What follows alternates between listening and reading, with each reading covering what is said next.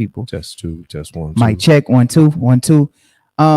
Put ones in the chat if the sound sounds good. Give some feedback. Let me go to the yeah. I'm gonna go put ones in the chat if the sound sounds good. I'm gonna go on my phone and see how we sound. Okay, we sound good.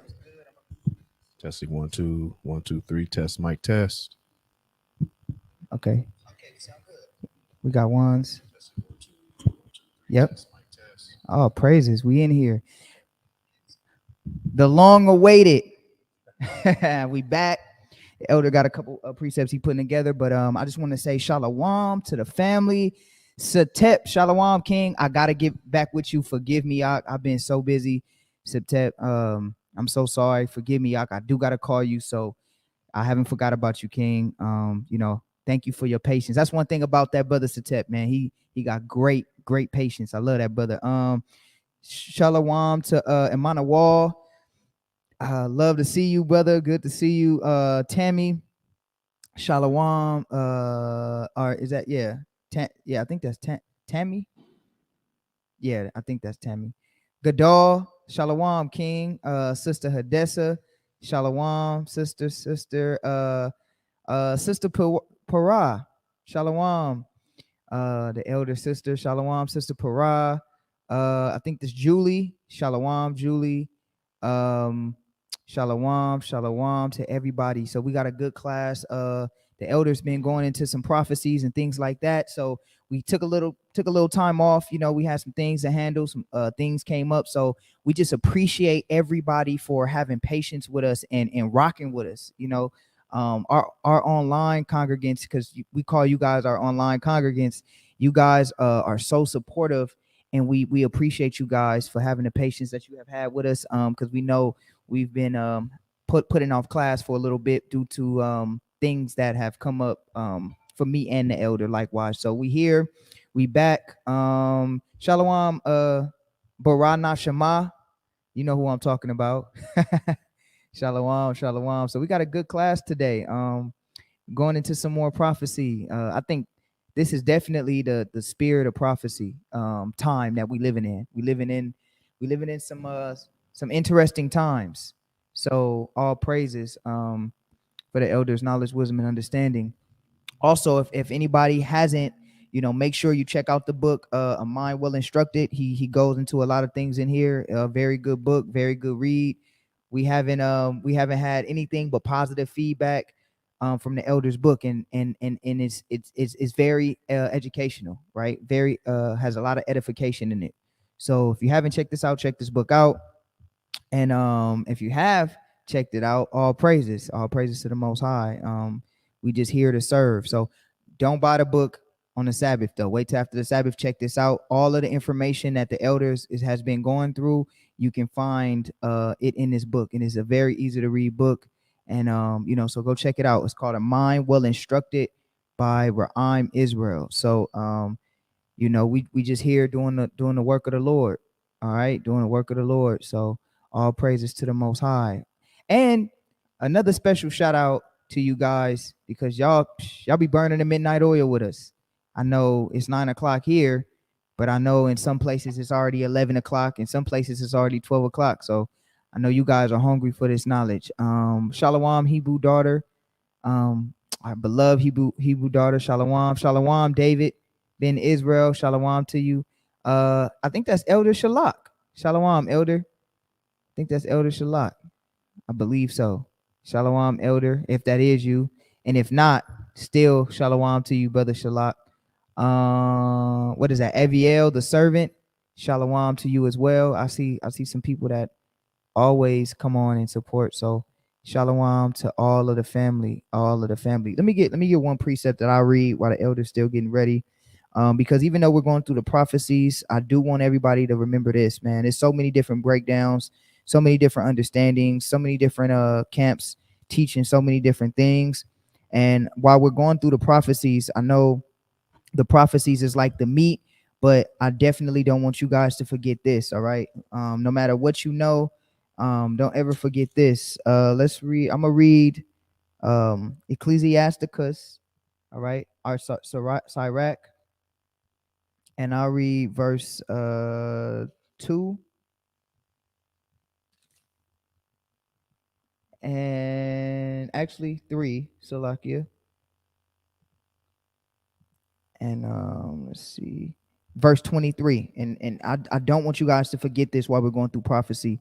There's so many different camps that teach different things, so many different brothers teaching different things, and that's fine. You know, this is not a attack on anybody that's teaching different things, but we want to make sure that you guys stay in this particular spirit. So this is verse 21.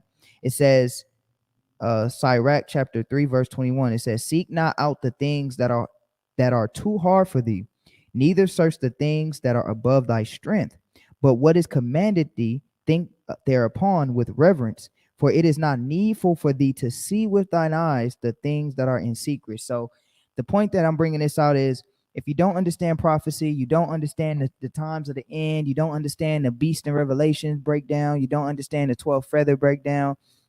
You know, we do have prophets that teach these things and that understand, and the Most High has given brothers knowledge, wisdom, and understanding. But at the same time, don't ever forget that the thing that you're supposed to think upon is the law, statutes, and commandments of the Most High God. You might not get all of the revelation. You might watch this video when the elder goes into what he's going into, and you might be lost the whole video. But don't be discouraged. Think upon the things that are needful to think upon, and that is the law, statutes, and commandments of the Most High God. You know, wearing your fringes, keeping the Sabbath days, keeping the feast days, the high holy days, loving your neighbor. Those are the things that are very beneficial to your salvation, and those are the things that are not the fun topics that Israel, you know, likes to go into, but those are the needful topics that are very important for you to understand. The prophecies are important as well, but you don't even have to know now one prophecy. As long as you keeping those commandments, I don't know what time we in or nothing. I'm just keeping the commandments of the Most High God, you know. And when the Lord comes back, you safe. So it says, verse 23. I'll finish it off. It says, "Be not curious in unnecessary matters, for more things are shown unto thee than man understand." Before you can have any understanding of prophecy and 12 feathers, because I see that all the time where brothers getting the truth and they want to hop right into the prophecies. They want to hop right into understanding the beast and who's this and that. They hop right into that, but they don't hop into the fruits of the spirit of the law, of the commandments, of the Bible, right? So don't forget those things. The fruits of the spirit, love, joy, peace. Those are the things that's needful for your salvation. These things are important as well, and the Most High reveals them to prophets. But the most important thing is to keep the commandments of the Most High God, because whether you understand the prophecies or not, if you're not keeping the commandments of the Most High God, you might be on the other side. So, you know, these things are going to be in depth. It's going to be deep. You know, it might be a little fast. You know, the elder, he's brilliant at breaking things down and keeping it simple. But if you don't understand, that's fine. You know, that's fine. And if you don't agree, that's fine. Keep the commandments. That's the most important thing. Okay. So it says, for many are deceived by their own vain opinion, and evil suspicion has overthrown their judgment. All right. So you can't even understand the prophecies if you don't understand the law, period. That's the foundation. So I just want to put that out there, you know, that don't get so caught up in the immaculate prophecy breakdowns. That's cool, but make sure you keep the commandments of the Most High God. Okay, Khan. Are you ready, Elder? Are you still okay, Khan? So I'm gonna turn it on to the Elder. Enough for me. I'll give it to the Elder. Khan, all praises. You got it. And that's an excellent point you brought out, bro, because you know, that's something that we all need to know, is to make sure that, you know, we keep the commandments of the Most High at the forefront before anything. We can easily get caught up and, you know, get big-headed, you know, high-minded. As I say, wisdom and knowledge puffeth up, but charity.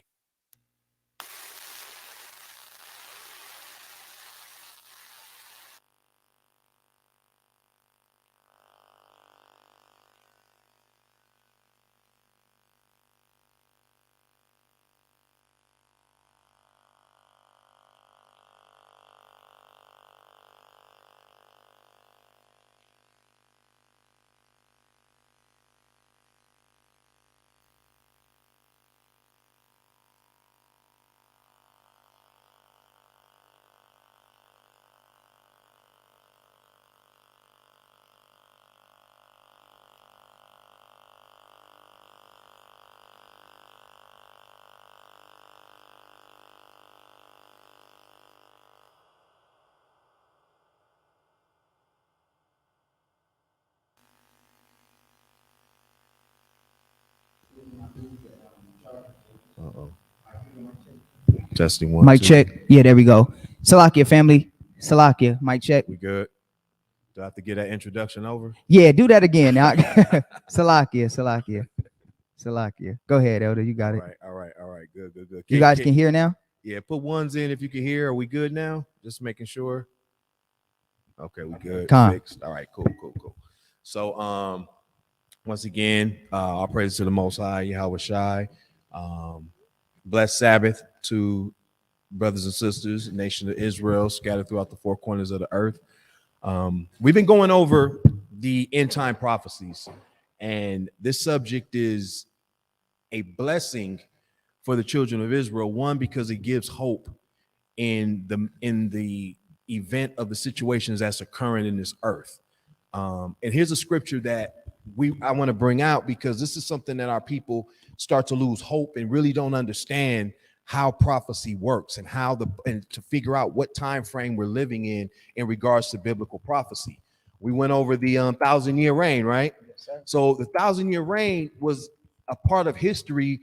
When you read in Revelation chapter 20, we went over that, and it goes into a point of showing how the beast, which is the nation of Edom, and we went over this because one thing that you'll understand is when you understand who that beast is, the fourth beast in the book of Daniel chapter 7 and 8, the beast, the red dragon in Revelations, all throughout Revelations, the beast with 7 heads and 10 horns.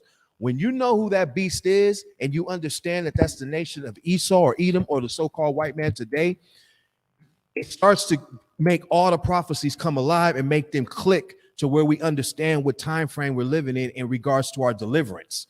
That's the reason why we've been covering these in various segments. Like we went into the time of when Christ would return. And as we mentioned, no one knows a day and time or an hour, but the scriptures give you a prophecy of what will be taking place when Christ makes his return to gather the children of Israel. One thing we know is what did the scripture say? That Esau will be in power for sure. We know that all these certain kingdoms, the Greeks, the Russians, the Romans, the Persians and Medes, the Babylonians, all these kingdoms had to come up before we can even consider being delivered. You see, and this is why the scripture in Ezekiel is important. Let's go to Ezekiel chapter 12. Let's get Ezekiel 12 and let's read verse 22. So we're going to kind of keep going because the scriptures give us so much history and so much time between Israel losing our kingdom and to the time where we'll be delivered. And we'll see different kingdoms come into power and certain events that will transpire that in the time of the prophets, it was prophecy. As we read it now, it's history intertwined with prophecy because some things haven't been fulfilled yet. So we're going to go through some things today. We're going to talk about 2nd Ezra chapter 11 and chapter 12 because this gives another point of history that we have to deal with that shows when the children of Israel will be delivered. The Bible gives us a good time frame from the time of the Romans up to America to show what will happen to the children of Israel as to when we should start really looking for our deliverance. Okay. Ezekiel chapter 12, let's read verse 21. Ezekiel chapter 12, verse 21. And the word of the Lord came unto me, saying, Son of man, what is that proverb that ye have in the land of Israel, saying, the days are prolonged, and every vision faileth? See, because you have some scoffers that go around and say, they've been talking about the last days forever. They've been talking about the end times and Christ ain't coming back. Literally, you have brothers that I know that have studied that were versed in the scriptures, but because they failed in understanding prophecy, they gave up. They lost the faith because they thought that they were waiting for the year 2000. They were waiting for certain things to happen, 2010 and 2020 and all these things. And when the end or when the deliverance did not occur, they figured, well, the scriptures must be wrong. But not knowing that the Most High gave certain clues and certain things of historical events that must first take place. And it's all centered around one story, okay? And it's about from dealing with the last kingdom that's going to come on this earth in power, which is the nation of Edom. It may be called the beast with iron teeth in Daniel 7. It may be mentioned as the beast or the eagle with 12 feathers. It might be the dragon, the red dragon with 7 heads and 10 horns. Okay. All of these particular names and descriptions are giving the same time frame and speaking about it, the chain of events that has to occur before the end or before Israel will be delivered. And if we start looking for deliverance before those things happen, then we're in error. So this is why he said that, what is this that you're saying in the land of Israel that the visions fail, meaning that the prophecies aren't occurring? Read on. Verse 23, tell them therefore, thus says the Lord God, I will make this proverb to cease, and they shall no more use it as a proverb in Israel. But say unto them, the days are at hand, and the effect of every vision. So he said they won't say this anymore in Israel amongst the true believers. Why? Because the Most High said that he will raise up teachers, okay, that will feed them with knowledge and understanding. See, our people have been so brainwashed through religion, they don't understand how prophecy works. They're trying to intertwine religion with the scriptures. You can't do that. You have to, as the scriptures say, we have to become a fool that we might be wise. So we have to unlearn that worldly stuff that we understood and now start to understand what the Most High is saying through his laws, statutes, and commandments and his prophecies. Okay. So nonetheless, the Most High is saying this proverb is going to cease in Israel because now you're starting to get understanding. You're starting to see when we went over the time of when Christ would return around that vicinity. It talks about the 350 years. We showed how the beast that was wound Rome and his deadly wound was healed, and that brought and showed that how these things would happen and how that beast would afflict the children of Israel. We went over that in good detail to show you the time frame from Rome all the way going from like 40 BC up to today that you can see that's dealing with biblical prophecy. So when we see these effects of things happening that the Most High said would happen in the later days, now we can start understanding that, you know what, we're closer than we think. We're really close. So now we really have to take this word seriously. We really have to put our foot down and plant and stay rooted, because remember, Satan is against us. He wants to cause doubt. He wants to create confusion. That's why you have so many doctrines in the internet. Oh my God, it's just reeking with just misunderstandings that mislead people. So people get frustrated, and what happens? They stop studying, they give up, they walk away from the word. But no, we got to stay planted 2 feet down in the ground in cement and keep moving according to the word of the Most High. Read on. Verse 24, for there shall be no more any vain vision nor flattering divination within the house of Israel. That's right. Read. For I am the Lord, I will speak, and the word that I shall speak shall come to pass without fail. Read on. It shall be no more prolonged. Why would it be no more prolonged? Because of the fact that the vision that we're seeing and what's happening and what's taking place is occurring. The prophecies are actually being fulfilled, and many of them have been fulfilled. Some of them are unfolding as we speak. Read on. For in your days, O rebellious house, will I say the word and will perform it, says the Lord God. So even in our days now, the Most High said he would say the word and perform it. For example, when you go to the book of Timothy, remember it said in the last days there shall be perilous times. Perilous times, yep. For there shall be men, lovers of their own selves, boasters, proud, disobedient to parents, without natural affection, truce breakers, you see, evil, incontinent, fierce, heady, high-minded. All of those particular characteristics. Do we not see that prevalent in the world right now? Super prevalent. You see what I mean? Where he says that they declare their sin in Sodom, they hide it not. That's a prophecy too, because remember, 20 years ago, homosexuals were in the closet.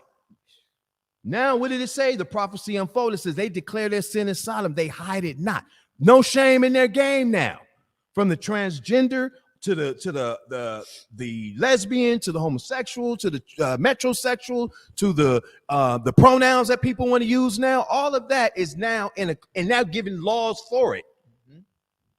But that's a prophecy too, where it said they shall cause mischief to prosper and frameth mischief by a law. You see that? So meaning that you can do evil. They make laws for people to do evil, just like they did in ancient Rome, right? You see what's going on? So this is why the Most High is revealing and showing us his prophecies. Was that all of that? You want 26? No, we're good with that. Yeah, that's it. So what we're going to talk about is we're going to get some understanding, and we're going to pick off with the 1,000 years. So if you haven't seen those videos, go back, look at the 1,000 years, Revelation 20. It gives a good time frame from about revealing who the beast with 7 heads, 10 horns is. But it's all throughout the scriptures, so you can't get away from it. And the reason why we see it in so many different chapters is because the Most High is letting Israel in this generation know that, look, you're here. You're in this generation now. You see, in the time of John, the Revelator, and the Daniel, they didn't see the fullness of that beast.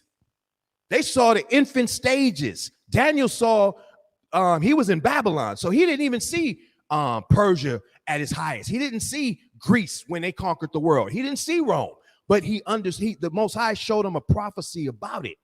And then you get Ezra, who continues what Daniel said, and he's shown a little bit more about the vision. Then when you get to the New Testament, you see John in the book of Revelation, who takes everything to the next level and shows you what happened then, even up till now, and gives you plain detail so that it can't be refuted. It can't be denied. And this is how, when we put this together, we get the time frame as to, damn, now we really know, because the scriptures prophesy that this is the last kingdom that we're living in right now. America is the last kingdom before the coming of Christ. And we're already 400 years in. You don't see kingdoms with no 1,000 years and all of that. That doesn't happen.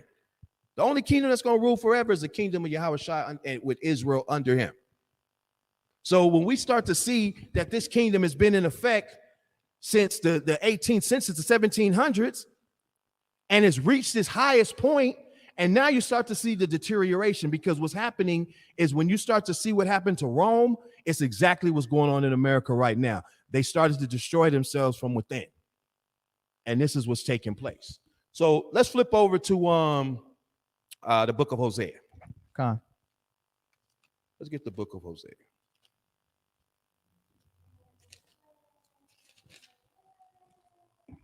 Let's get the book of Hosea, and let's get chapter 12. Let's get 12 and 10.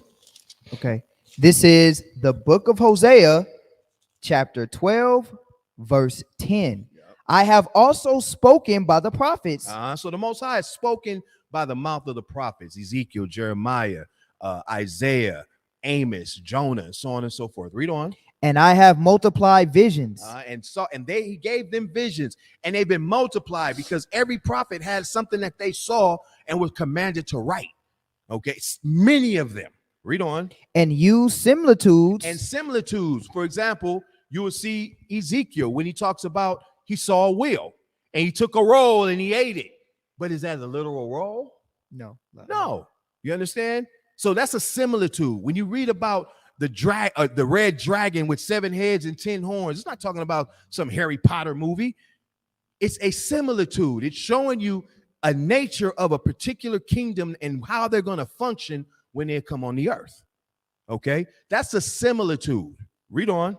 I'm sorry, Salakia. That was 12 and read verse 10. Oh, Salakia. It says, I have also spoken by the prophets and have multiplied visions and used similitudes by the ministry of the prophets. Is there iniquity in Gilead? Okay, so I'm sorry. So he said that he has used similitudes and showed by the mouths of the prophets. Okay, similitudes. Here's an example of a similitude. Go to Daniel 7 and 17. So in Daniel 7, and I'm kind of going back just to, give some understanding for those that may not know. I always try to approach this from people that may not have seen the other videos. I'm not going to go into all of that, but I am going to lay some groundwork so when we move forward, it's understood. Daniel 7 and 17. Now, in the verses before this, Daniel sees a vision, just as we read. Daniel's a prophet of the Most High. He sees 4 great beasts come up out of the sea. Okay, and they're different one from another. One had, strong iron teeth. Another one looked like a leopard. Another one was like an eagle, or a lion that had eagle's wings and things like that. Okay, so all of these are similitudes, meaning that they're not actually animals. These animals that he's seeing in his dream are only representations of what the Most High is showing him of reality. Okay, so let's read that. Daniel 7 and 17. These great beasts, which are 4, are 4 kings. So they weren't animals in his vision. That's what he saw. But he had to understand. He asked the Most High, well, what are you showing me? I'm seeing these animals. I'm seeing these different beasts with all these different attributes. Well, what does it mean? And then he gives them an interpretation. So he said, these 4 beasts which you see are what? These 4 beasts are 4 kings which shall arise out of the earth. See that? Which shall arise. So these animals represent kingdoms, okay?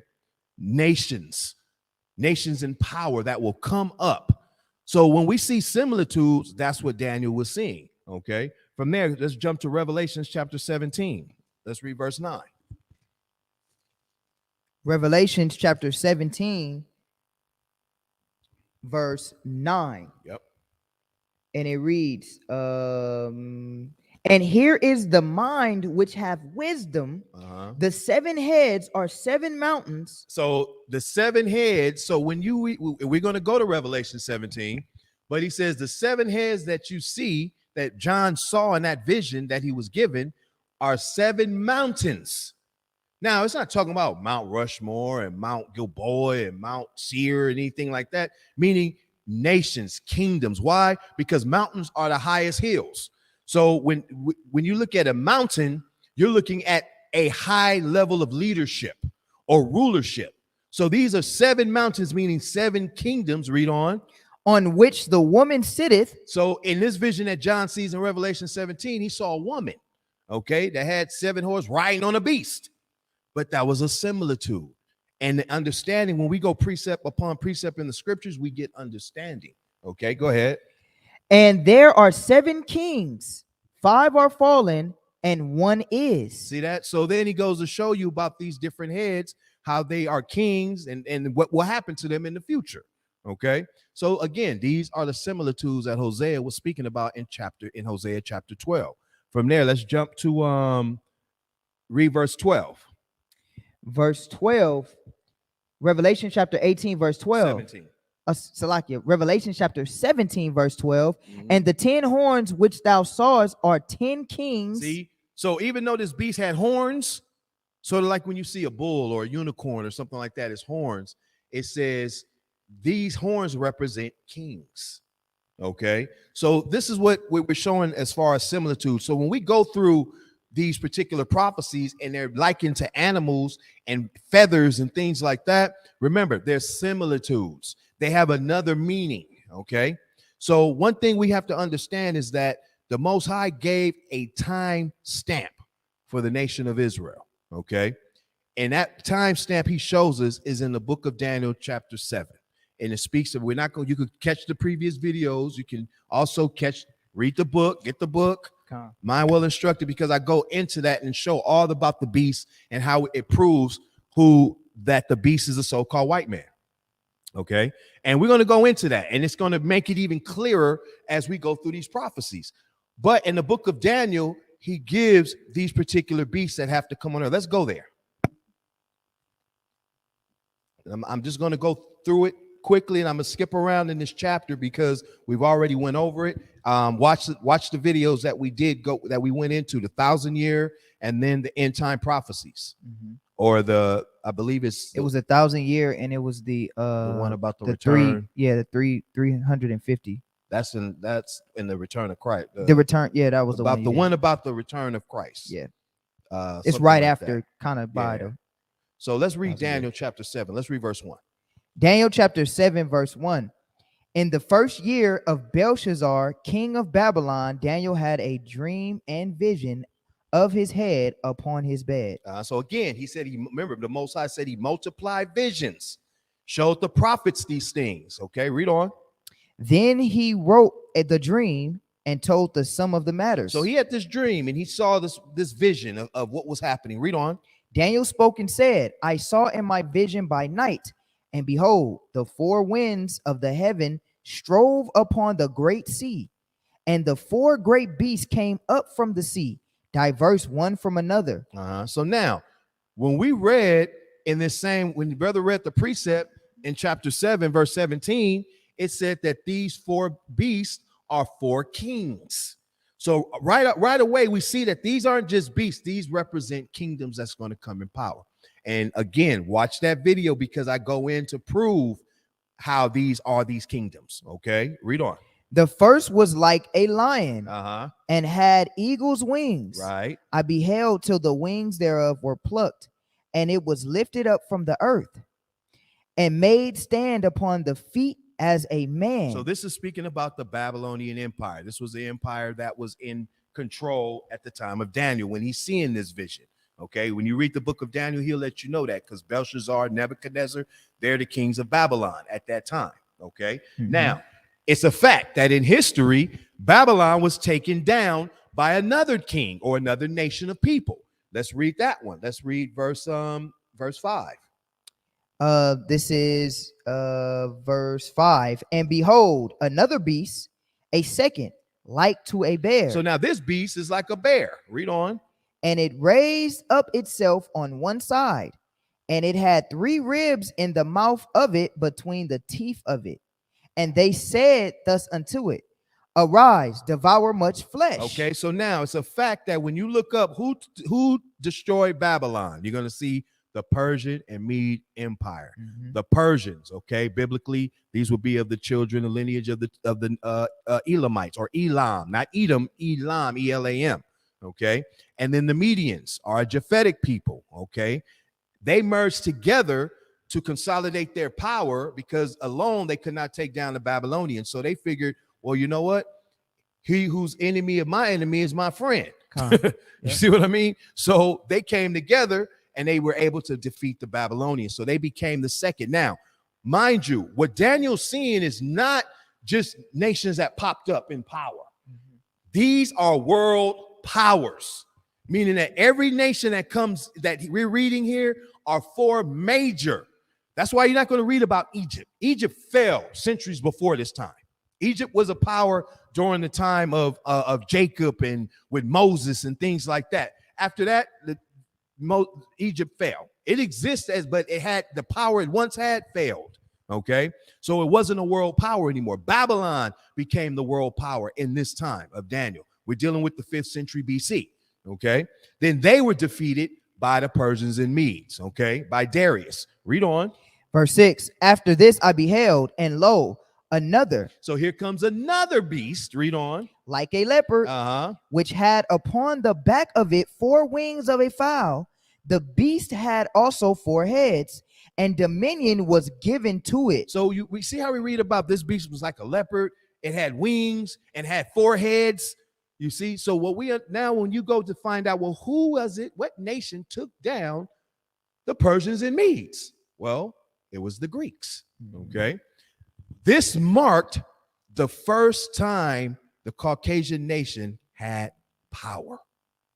Now, remember, Esau was alive. He was in his areas. He was invading other countries, but he was not a power until they came and called themselves the Grekoi, or which be named to be Greeks. That's when they began to be a power. All right, Alexander being their first king. The book of First Maccabees speaks of this clearly. Okay, the 4 wings was what? The 4 generals. He divided his kingdom into the east, north, south, and west. And that's how they were able to take control. Okay, divisions. See, this is where when you start to see how Esau began to take control, this is him. That's how he started to maintain. Even when you look at his businesses, they always have divisions. If you notice that, if you're such and such shale gas, you have shale gas on the East Coast, the Eastern Division, the Western Division. Then you have the overseas division. This is how they're able to maintain power, by dividing their kingdom into divisions. Okay, this is how they were able to maintain. So Alexander did this first. Read on. Verse 7. After this I saw in the night vision, and behold, a 4th beast. Another beast. But is this an animal? No. We read it already. These are kings. What did he say in Hosea? He's used similitudes. So Daniel's seeing these beasts, but the interpretation is that not only these are not beasts, these are kingdoms that are going to come one after another in power. They're not ordinary kingdoms. These are superpowers. So Babylon was strong, but the Persians and Medes were stronger. The Persians and Medes were stronger than the Babylonians, but the Greeks were stronger than them. So what is showing you that each kingdom that came up was much stronger than the one before it. This is known as a superpower. Okay. When you look at the kingdoms in the world, you have America. America is a superpower. If you Google what is the strongest country in the world, watch, it's going to say America. And that's prophesied in the scriptures. Okay. America. Look up who has the strongest military in the world? America. That's why they're the strongest nation in the world. If your military is strong, your nation holds the crown. That's how it is. If your military is weak, you get defeated. That's bottom line. That's why the Most High told Israel, if we listen to the Most High, our nation and military will be strong, will never be overthrown. But when we go against him, we got weak. And that's how the curses came about us. We would go out one way upon our enemies and flee 7 ways before them, because the Most High took our power from us.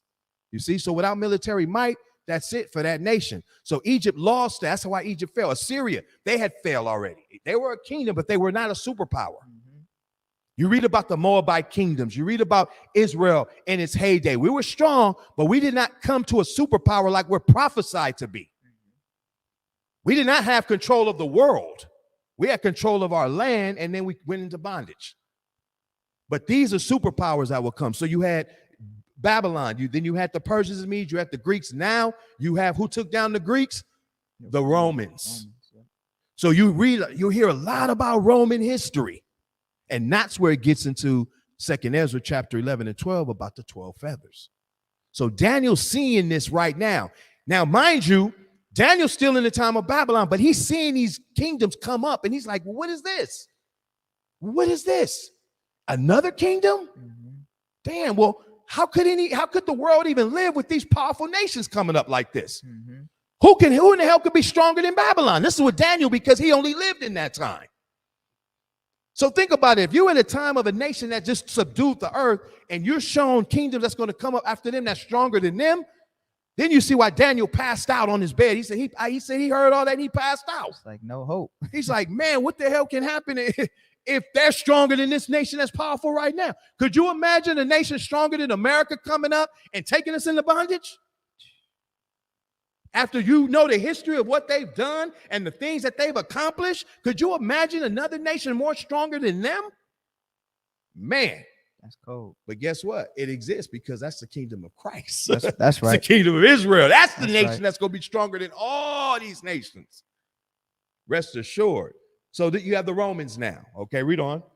It says, a fourth beast, dreadful and terrible, and strong exceedingly. See, this one was strong and more deadly than the ones before it. Rome. Rome instituted a policy. Rome had a military that was unheard of in its time. Now, you have America now because, remember, but in the time of Rome, in its heyday, Rome had the greatest military. The Praetorian Guard, oh my God. All their different legions that they had that were scattered, they subdued all nations. Rome was so bad that they went out, they conquered a nation or a country, and they just started living there. That's how they just put a military there, and that's how it was. And you read about a lot of that in the New Testament. But there's tons of history on Rome and the powers that they did, how their Senate and the emperor system that they put into effect. Okay, so this is what it said: strong exceedingly. Read on. And it had great iron teeth. The iron teeth represent its ferocity of its military system. Iron. They started to use battle axe, battle rams, catapults. If you watch the movie Gladiator, that opening scene, you'll see when the Germanic tribes that came up, all they had was swords and, what they call the thing with the ball and chain, or, but then you look at the Romans, they were launching fire, and this was the bomb back then in that time. They had arrows, with flames on them. They were shooting them. It's not, you couldn't stand before that. And you have these primitive weapons of an axe and a sword, and they're launching. They were the first snipers. Isn't that the Iron Age too? Wasn't that the Iron Age? All of that, yeah. Yeah, that time, because I know the Bronze Age was Babylon, right? I might be mistaken. A little before that. Yeah. The time of Israel too. Yeah. Bronze Age. But when iron was being utilized, the catapult, they had the tank. They had vehicles that they had. When you see all that, the horse and chariots were just unheard of. Even their horses were trained for battle in a different way than any other nation before it. So Rome had it sewn up in its day, and that's how they were able to move through and conquer so many different areas of the known world at that time. Europe, Africa, Israel, all throughout the Middle East. Rome controlled all of that, all of Asia Minor, all of going into the areas of Spain and Greece and all of that. Rome had that all sewn up, okay? And then they started to divide themselves up, just like the Greeks did. And that's how they began to mark territory and take over more land and bring other nations into subjection. This is how they're moving. Read on. It devoured and broke in pieces Power. Read on. and stumped the residue with the feet of it. And it was diverse from all the beasts that were before it. It was different from every beast, every kingdom that came before it. This is what the Most High is showing. So this is a superpower. Understand? Read on. And it had 10 horns. Now it had 10 horns. That's important because when we get to another beast, you're going to see that all of this beast is the same, just different time periods we're looking in. Okay. But now when we just look at the Greeks, we see that they're what? The Caucasians. That's Esau. When we look at the Romans, we also see Caucasian rule. Okay. We went over that in those previous lessons where I go in to show you that they are Edomites. Like when you look at Herod the Great, he was the son of Antipater, the Idumean. Idumea is the Greek word or the Greek transliteration of the word Edom. Okay. And the scriptures are going to show you that these are Edomites. Okay. So this is Rome. Strong iron teeth. Now read on. Verse 8, I considered the horns, and behold, there came up among them another little horn. So now out of all this, you have this fourth kingdom that's strong already, right? Then there's going to come up a little horn out of that strong kingdom. Read on. Before whom there were 3 of the first horns plucked up by the roots. And behold, in this horn were eyes like the eyes of men, and a mouth speaking great things. That's right. So when you look at this little horn, who do you think that is? America. So why is it going and jumping from Rome all the way up to this little horn? Because now right here, Daniel sees this, but he doesn't see it in its fullness. He hasn't seen it in detail. We're able to say that now because when we go to the other precept, it's going to all come together and make perfect sense. So remember this fourth beast. Now, the reason why this is important to understand, because now that this fourth beast, Rome, comes up, and then out of Rome is going to ascend this little horn. Sometime in the future, a little horn that's going to come up, and it's going to what? Have a mouth speaking great things, meaning blasphemy. Okay, read on. Verse 9, I beheld till the thrones were cast down, and the Ancient of Days did sit. So now, in the midst of this, once this little horn comes up, all the thrones are going to be cast down. All the places of rulership, all the kingdoms and power will be destroyed. Okay. And the Ancients of Days, which is the Most High, his throne is going to prevail. Read on. Whose garment was white as snow, and the hair of his head like the pure wool. Now, I want to just drop down real quick because we have a lot to cover. Let's read verse 13. So we're talking about the fourth beast, okay? Rome. And then from Rome, a little horn is going to come out of them somewhere. They're meaning because Rome birthed many nations. That's why Rome is this ferocious beast, because from Rome comes what? Spain, Portugal. Out of Rome comes Portugal, the French, Russia, Germany. All of these, because how did that happen? Because when the Romans were planning and going into these different areas, they were invading and they were controlling these places. And these places and these countries were given sovereignty, which meant that they were still under Roman rule, but they were operating independently. Okay. But over time, these nations, which you'll find out will be the 7 heads of this extension of Rome, they began to grow into power. France, dealing with the Franks and all that, they were around, but they didn't reach power until the 1800s. Britain, the British, they were around. They weren't speaking English at that time, but they were there, but they didn't come into power until later in the 18th century. Same with Spain. Germany came even after that. Russia came even after that. And then that little horn America comes later. These are the 7 heads of the dragon. That's an extension of the 4th beast, Rome, that we're talking about. See, this is how why the Most High said he's using similitudes, okay? So now we see when Rome comes up and that little horn comes, what happens after that? Read verse 13.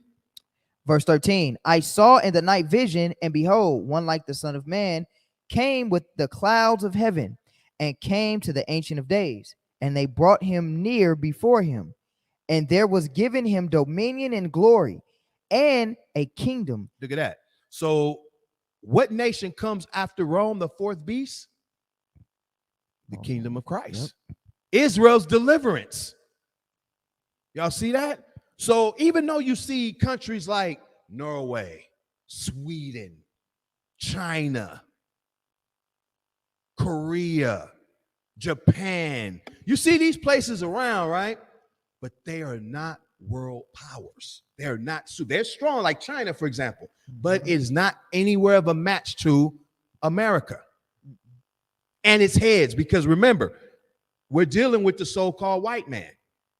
So Rome, Caucasian rule, birthed the 7 heads.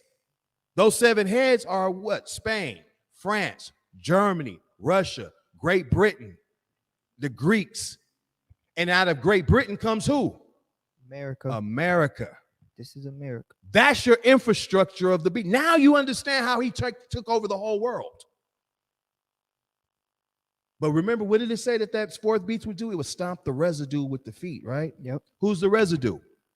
Israel. The Israelites. Who's been afflicting you? So-called white man. Under what nations? America. Did the Greeks afflict you? Greece. Absolutely, because we read about it in the book of Maccabees. Antiochus. All that was about what? Greek oppression over the Israelites. Did Rome afflict you? Oh, let's not remember who put Christ to death. Remember who was killing, who made it unlawful for you to even read the Bible or speak in the name of Christ. Not to mention 70 AD. Who was enslaving and killing and murdering the Jews? The Romans. Then let's fast forward to Spain. Who was conquering all the Caribbean islands and the areas of Cuba, Puerto Rico? Who was conquering that? The Spaniards. What about the French? Oh, let's talk about Haiti. Let's talk about the French colonies that's been established throughout the Americas, in which they afflicted the children of Israel. Let's talk about the Britain. Let's talk about England. What about the slave trade? What about the British colonies throughout America? Even America itself, which broke off from Britain, has afflicted the children of Israel. From those nations, Elder, not to cut you off, they colonized the world. Oh, absolutely. Colonized all of Africa. Man. They did the same thing with China back in the day, like the 1800s. Bro. I was fighting. Watch that movie. What's that movie with the samurai? Edomite dude. What's that movie? Last Samurai. Last Samurai. Yeah. You see what they did to the Chinese and stuff like that. A lot of Ip Man. If you watch Ip Man, what the English was doing in China and stuff like that, they colonized the whole world. That's right. India, they colonized the whole world. Man. Literally. So when you look at like the Philippines, you know, when you look at like who took that down, the Spanish. Yep. No wonder they have Spanish last names, right? Mm-hmm. So when you look at like even the Pacific Island, you're dealing with the Spanish, you're dealing with England. You see what's going on? So when you look at like Jamaica, you're looking at England, you're looking at Britain. When you look at all throughout the Americas, it's either the French or the Spanish, and then parts of Portugal, all up connected to this beast, the Caucasian, the Edomites. This is the beast that you read about. This is why the Most High is showing us this, so that we can understand what we're dealing with. So we know that the end could not even possibly come until these beasts come into power. So when they were running around in the time of Babylon, talking about the end, Christ is returning, they got slapped because the prophets knew better and knew to tell him no. Moses knew it ain't happening in my time. Ezekiel and them knew it's not happening in our time. Daniel even knew this. He said, hey, this is a powerful kingdom, but there's 3 others that's going to come after this. That's not even comparison to what we're dealing with today. They have to come up first. Then we can start looking for Christ. Mm-hmm. but not just come up and that mean that has to reach its fullness. You see what's going on? So we see that the kingdom that comes after the Romans is Christ. But then you actually say, well, wait a minute, Rome fell. And then you have all these other countries. Well, then that's where people get confused. And they say, well, see, then the end can't come because Rome already fell. And if Christ was supposed to come after Rome, then Christ ain't coming. But you haven't seen Rome blow up to its fullness as the scriptures prophesy. That's where they start going wrong. They forget about the extension of Rome. That's where they go wrong. So they look at Rome, and then you get the naysayers saying, oh, well, wait a minute. If Jesus was supposed to come and be the king after the Romans, Rome fell 1,000 years ago. Why Christ ain't ruling? Because you didn't understand what the scriptures were saying. Remember, Daniel only saw a little bit. He saw the kingdom come up, but he didn't see, and he didn't give you any more detail about Rome. And that's what we're going to get a little bit into today. So we see that Christ comes up, right? Let's read that again. From the top, 13. And read verse 14. 14. And there was given him dominion and glory and a kingdom that all people, nations, and languages should serve him. That's the kingdom of Christ. That's the kingdom that we're looking for. That's the kingdom that we're working so hard to get to. It's so that we can keep these commandments and be found worthy to receive our kingdom and receive salvation under Christ, who's under the Most High, and receive glory. And these nations are going to be what? Subservient to Christ. So when you read Isaiah 14, when it talks about Israel shall be saved and take these nations and bring them to that place and make them servants and handmaids, now you understand what we're waiting for. Read on. His dominion is an everlasting dominion, which shall not pass away, and his kingdom that which shall not be destroyed. Y'all see that? So that's where we understand what's happening with the beast that we're reading about. Now let's drop down real quick and let's read verse 16. Verse 16. It says, I came near unto one of them that stood by and asked him the truth of all this. So he told me and made me know the interpretation of the things. Okay, so he said, man, I'm seeing all these beasts come up. Okay, they're going to have power, but what does it mean? Read on. These great beasts, which are four kings, which shall arise out of the earth. So we see how they're being similitudes, analogies being used. Read on. But the saints of the Most High shall take the kingdom and possess the kingdom forever, even forever and ever. So he gave him the short of it. He said, look, these four beasts is coming up, but regardless, Christ is going to take the kingdom. Israel's going to take the kingdom with him, and they're going to possess everything forever and ever, even forever. That's the short of it. But let's talk about it a little bit more. Read on. Verse 19. Then I would know the truth of the fourth beast. See, now, why does it jump straight to the fourth beast? Because this is the one you got to look at.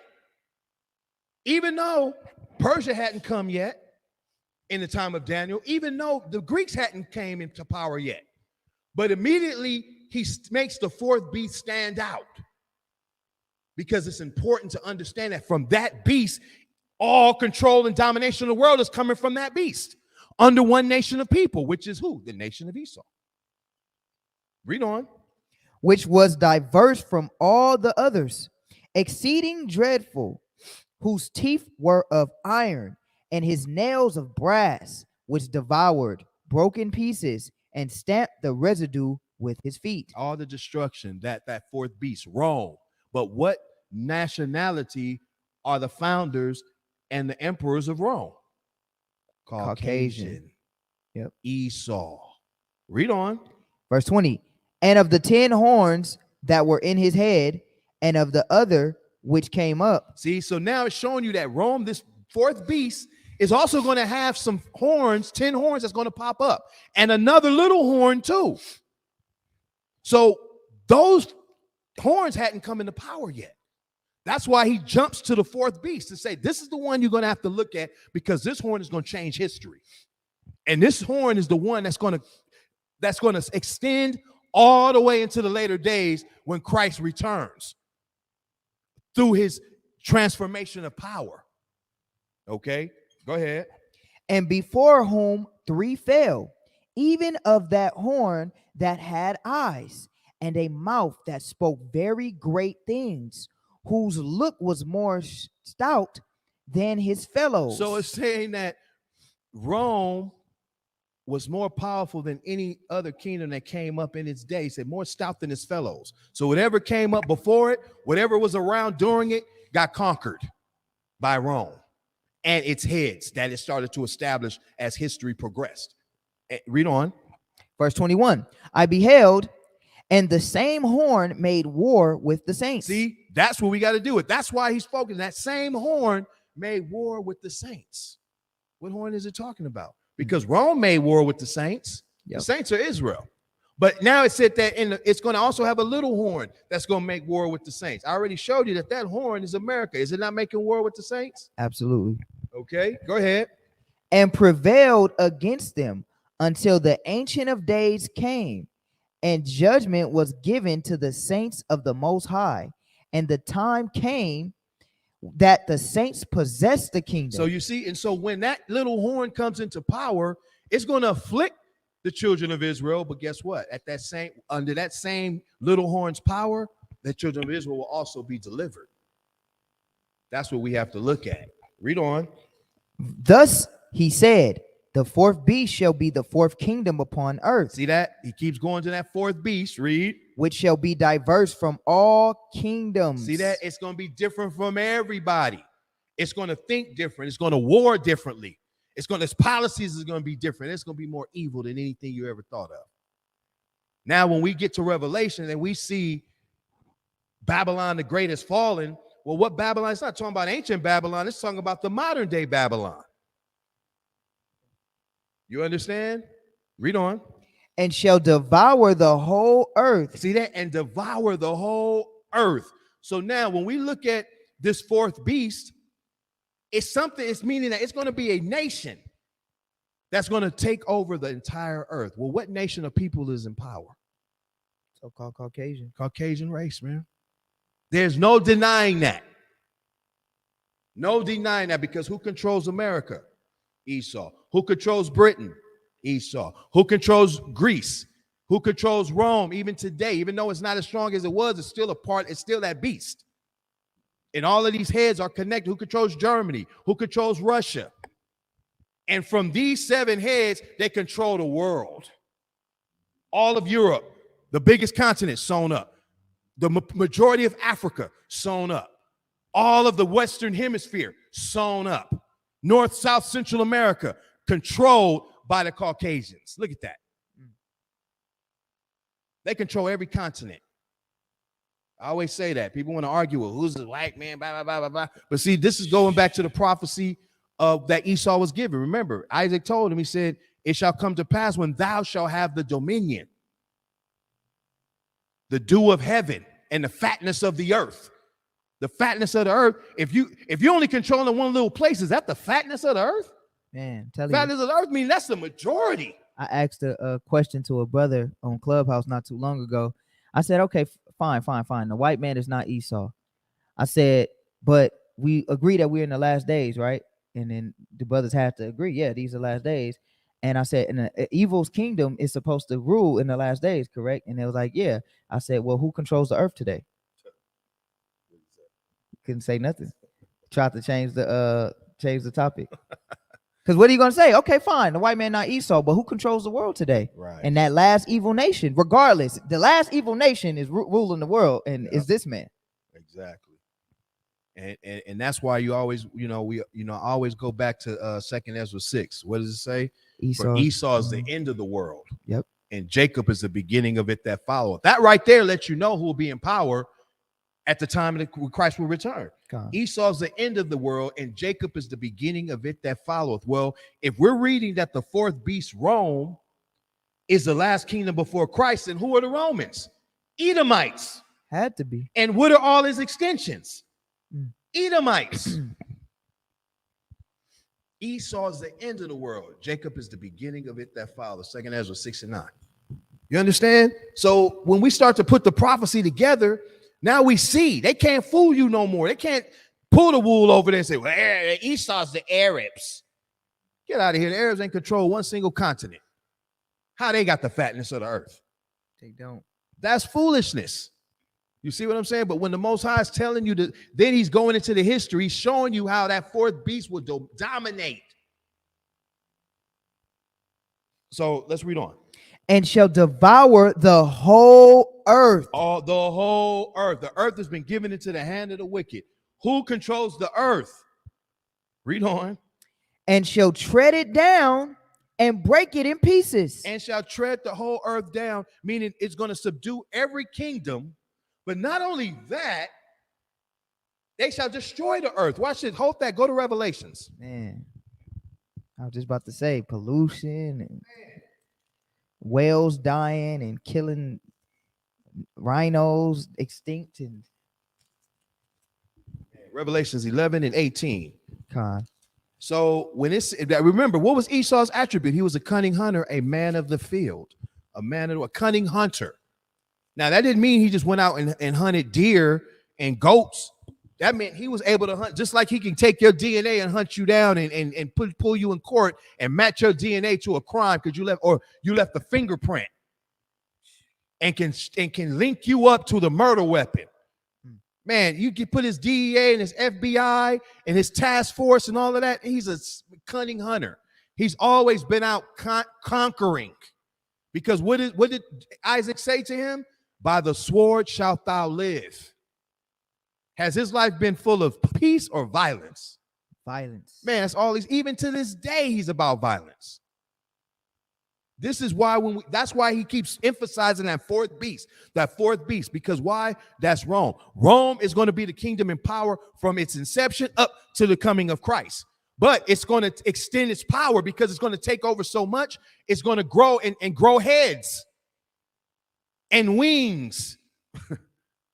That means that this beast is sprouted into a larger beast that controls the entire earth. Mutated. You see what I'm saying? A demon, yeah. And look at all its attributes. It has heads, it has horns, meaning what does the animal use its horns for? To attack, to destroy. When he's called the eagle has what? Keen eyesight. Eagle's a fierce hunter. The logo of all the Roman Empire was an eagle. And America. You see? So the scripture, the prophets knew what they were talking about because remember, they were commanded to write from the Most High. That's why we hold on to the scriptures. But read that in Revelations 11 and verse 18. Revelation chapter 11, verse 18. And the nations were angry, and thy wrath is come, and the time of the dead that they should be judged, and that thou shouldst give reward unto thy servants, the prophets. So this is at the time of judgment when Christ returns. What did he say?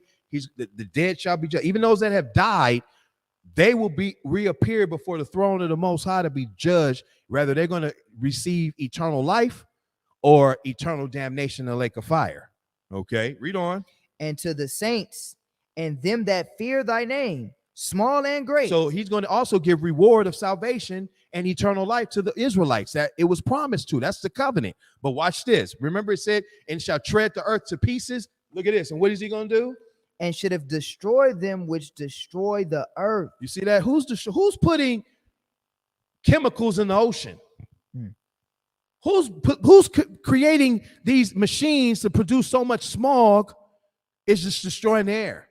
Who's killing off a lot of the animals, the eagles and the buffaloes and the certain apes and gorillas, and they're extinct now?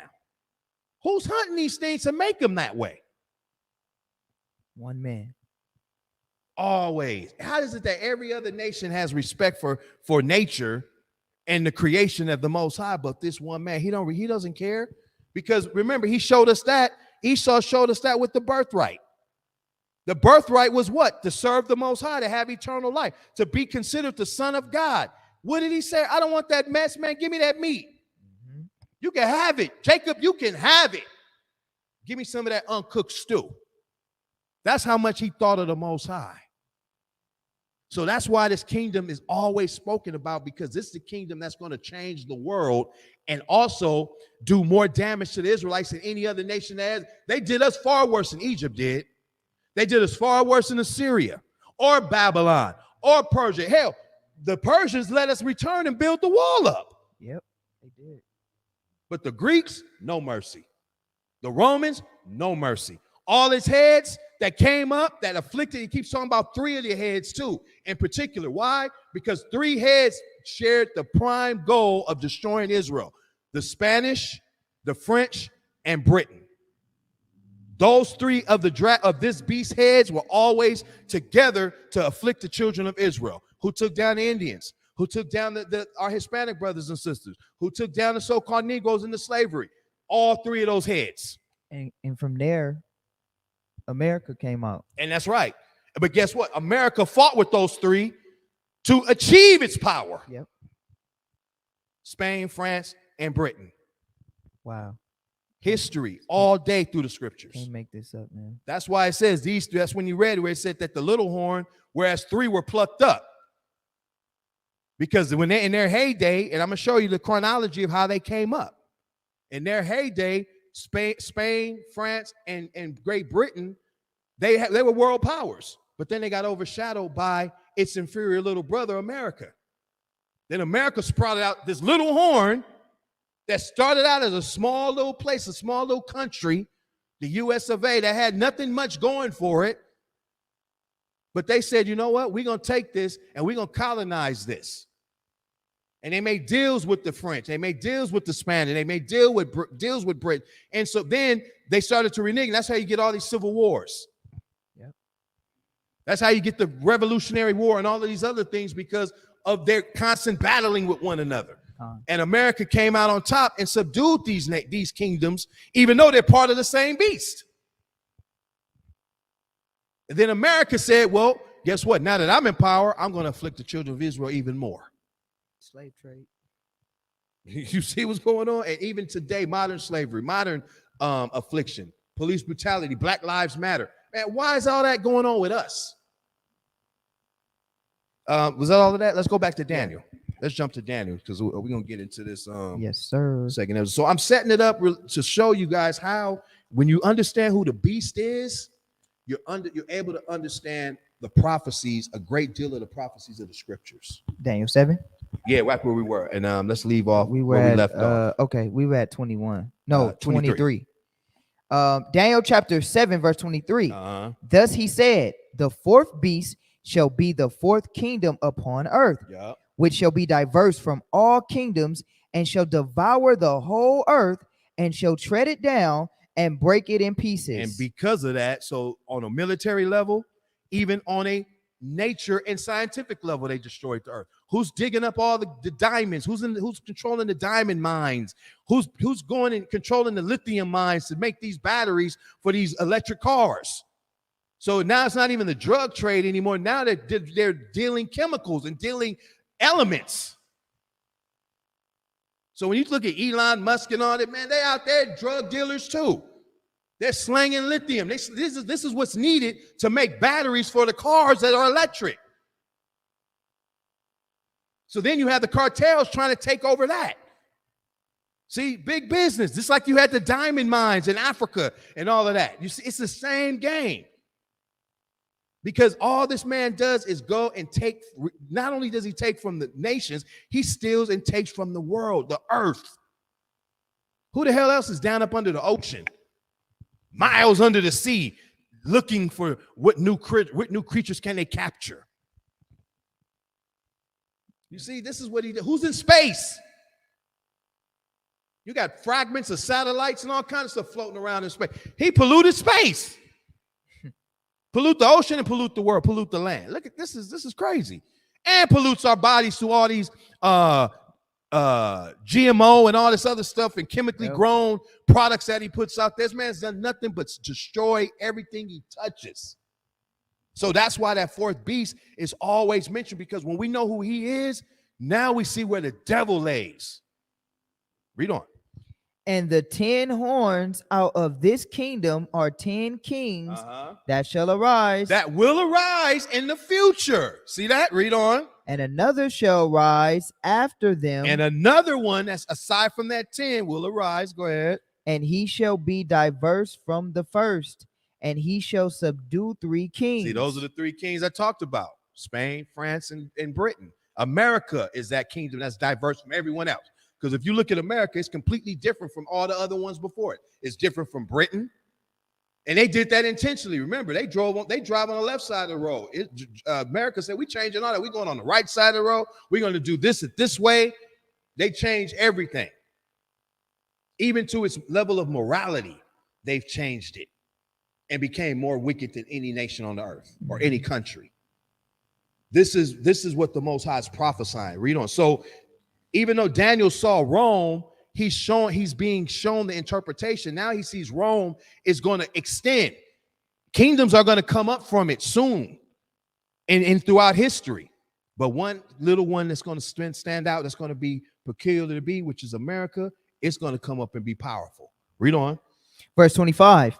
And he shall speak great words against the Most High, and shall wear out the saints of the Most High. See that? And he shall speak great words against. So talking about this fourth beast. Who's speaking great words against the Most High? Let's start with Rome.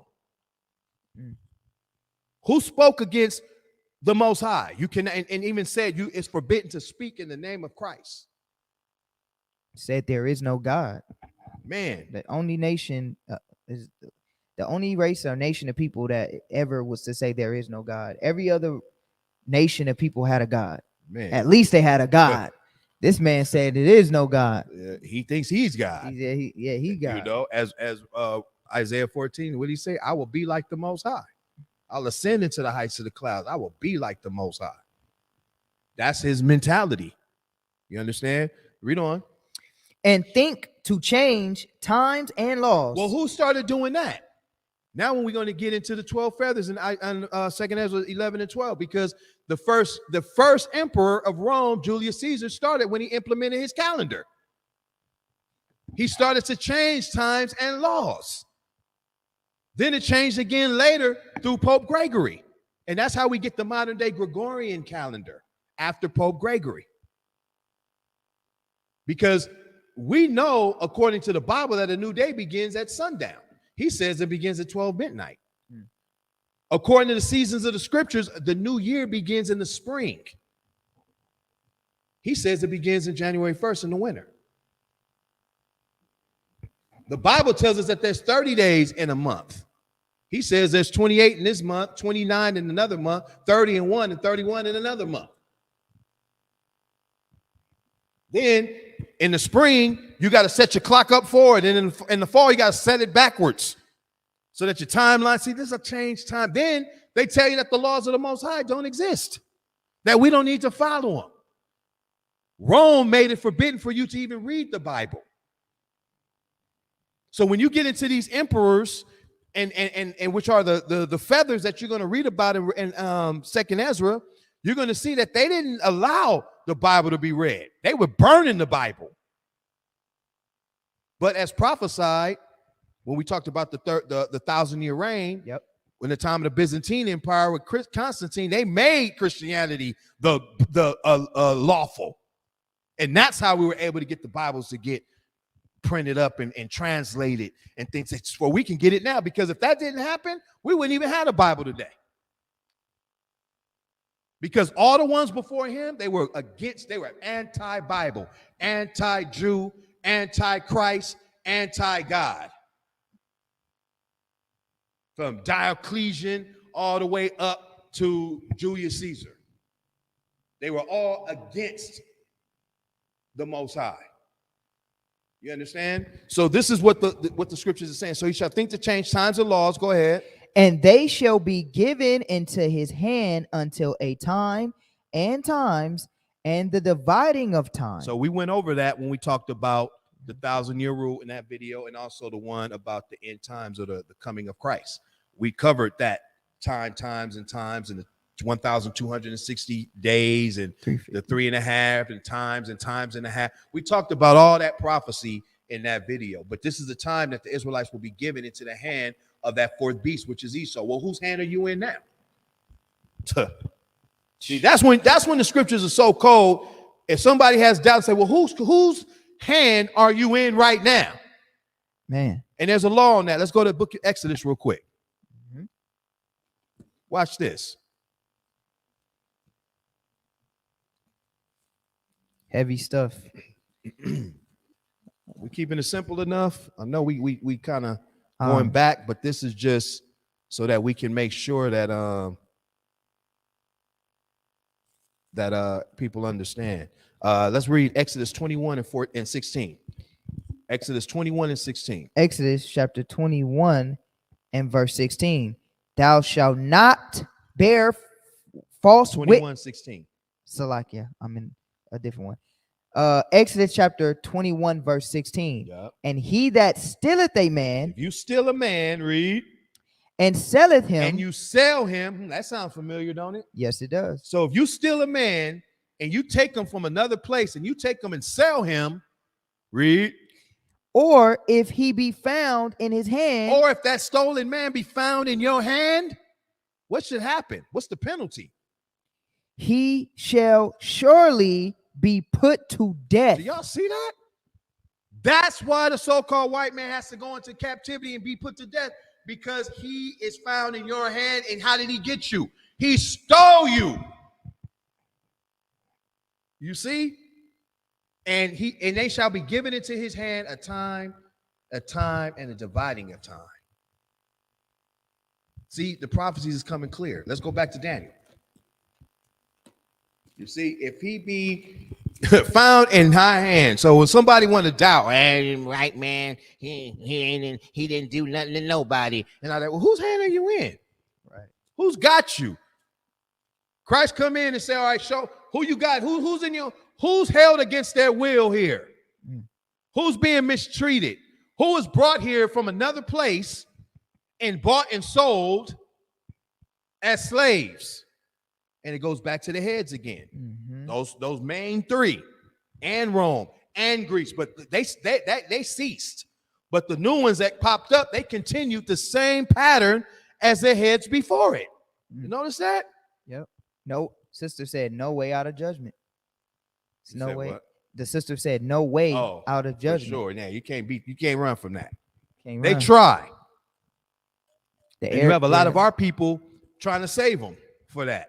Man, slavery didn't happen, and we got to let bygones be bygones. Man, how you gonna let bygones be bygones when he still has the evidence?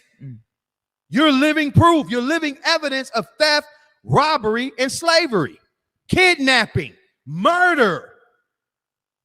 Man, but that's prophecy, and they shall be found and shall be given in his hand. You see that? Let's go back to Daniel. Let's pick that up at let's read verse 26. All right, Daniel chapter 7 and verse 26. But the judgment shall sit, and they shall take away his dominion, to consume and to destroy it unto the end. You see that? The judgment will sit, and eventually this kingdom is coming to an end. That's, we read the same thing earlier, where you see the four beasts, and then Christ's kingdom comes right after that. But he gives a little bit more understanding about it. He shows you a little bit what's going to happen with that fourth beast. They're going to change and manipulate time. That came in with the Romans, and it carried on out, because the things that are following, that America's following today, stems back from then. Okay, so Christ is going to come up and consume them to the end. Read on. Verse 27. And the kingdom and dominion and the greatness of the kingdom under the whole heaven shall be given to the people of the saints of the Most High. So when this fourth beast comes up, it's going to continue on. Its heads are going to grow. His 10 wings and his other 10 little heads and its horns, and that one other little horn is essential. So it's showing you that Rome is going to increase and grow to be this world power to have dominion over the whole earth. And it's going to have 7 chief heads. Okay. And those 7 heads are going to go forth from the same beast, which is Esau, the so-called white man, and devour and take over the earth. But then what's going to happen? They're going to be taken down. Christ is going to come and reign supreme with the children of Israel. Read on. Whose kingdom is an everlasting kingdom. That's right. And all dominions shall serve and obey him. Hitherto is the end of the matter. Hitherto, that's the end of it. That's why I said earlier, here's the thing. These 4 great beasts shall rise out of the earth, but the saints of the Most High will take the kingdom and possess it forever. That's as long and short. That's the short of the matter. So now that we understand a little bit about this beast, now let's go to 2nd Ezra. Let's go into Apocrypha, and let's go to 2nd Ezra, and let's read chapter 11. Yes, sir. And we're going to start at verse 1. Second Ezra chapter 11 verse 1. And this is in your Apocrypha. Then saw I a dream, and behold, So now Ezra, just like Daniel had a vision or a dream, so does Ezra. Read on. there came up from the sea an eagle which had 12 feathered wings and 3 heads. Okay, so now there's in the 3 heads again. Yep. You see, so we read about the 3 heads that Daniel talked about it too. Okay, so now one thing we have to understand now, why in this sense is it being referenced as an eagle? Okay, let's go to the book of Obadiah. Let's read verse 1.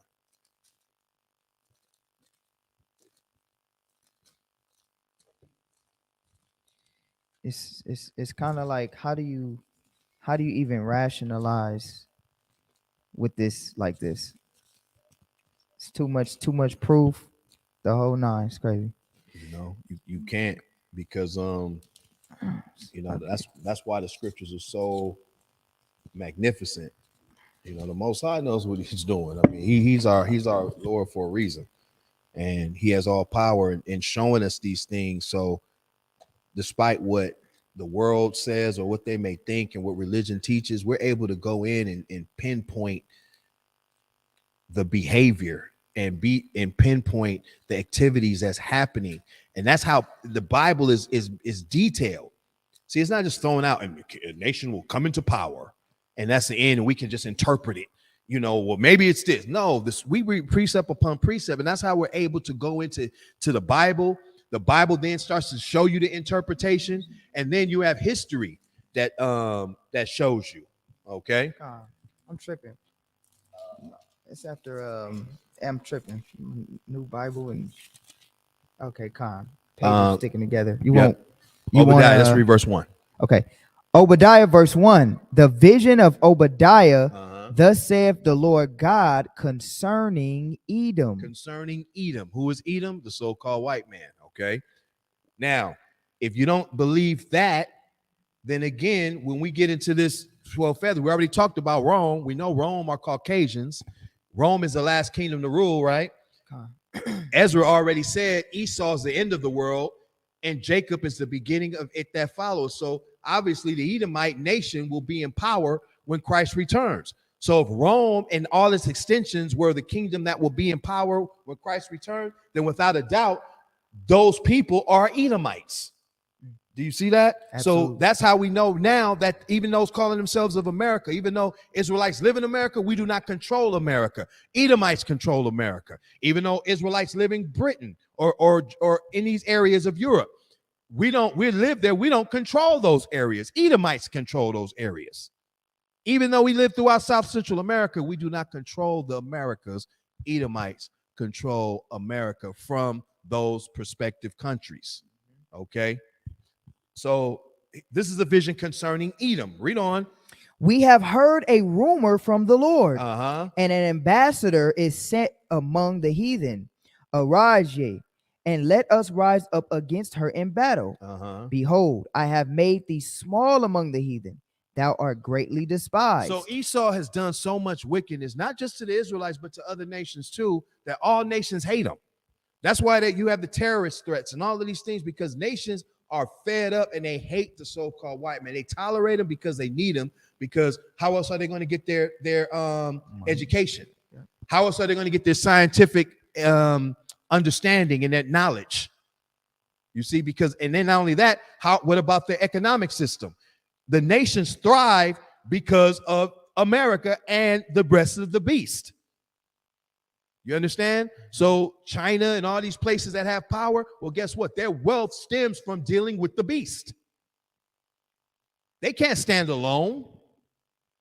You see, so that's how when people want to say, well, what about China? What about the BRICS nations and all of that? They don't stand without the beast. Not Brazil, not Russia, not Indonesia. None of these places stand without the works of the beast. That's what it means when it says he went out and he conquered the whole earth. And guess what? He's the same beast, but he operates under different currencies too. You have the dollar, you have the peso, you have the pound. But guess what? It's still the same beast. Still just going to the same nation under different nations. That's how much power this man has. Education system, not only America when you deal with Ivy League education, but what about the universities in Europe? Oxford and all of these places, Cambridge. You see, these are still governed by who? Beast. And then you got Esau that's now controlling all the black historical colleges. Oh yeah. How the hell does that happen? In fact, you have Edomites that founded a lot of them. So this is where you start to see the power that where this is. So nonetheless, the nations are despised and they hate this so-called white man. Read on, verse 3. Verse 3, the pride of thy heart has deceived thee, thou that dwelleth in the cliffs of the rock. So he's gotten so big-headed that his pride is starting to deceive him now. Now the truth is coming out. He's not as smart as he thinks he is. We're starting to see through that now. The children of Israel is educating themselves. We're starting to stand up and see who the wicked really is. Okay, even though he's calling himself a Jew, we're able to say, no, you're not. When he says, well, you know, I'm really Caucasian. No, you're not. You're an Edomite. Well, you're black. No, we're not. We're Israelites. We are the chosen children of the Lord. That's right. And the Bible causes us to educate ourselves not only in biblical scripture, but in history, in science, in archaeology, in geography. That's how the Most High makes his scholars and make his children wise. But he also says, he that dwelleth in the clefts of the rock. Why? Because that's their habitation. That's where the term Caucasian comes from. Remember, they dwelt, don't forget about that. They dwelt in the Caucasus Mountains. Thee that dwelt, see how the Most High is pinpointing who he is? And even when you deal with him in America, they live up in the hills. Every hood in the hills, they live in the hills around. That dwelleth in the cleft of the rock.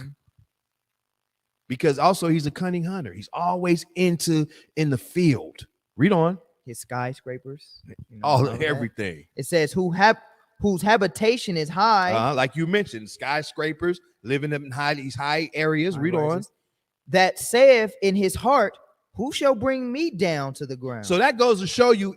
So if Esau's saying in his heart, who shall bring me down to the ground? Who's high up in power? Caucasian man. You can't say who's going to bring me down to the ground. You already at the ground level. You have to be up high and super high soaring with a mind frame to say, who's going to bring me down? That means you have something to back it up. Who's going to bring me down? I got the helicopters. I got airplanes. I'm dealing with aircraft that's flying at thousands of miles per hour, trying to hit the speed of sound.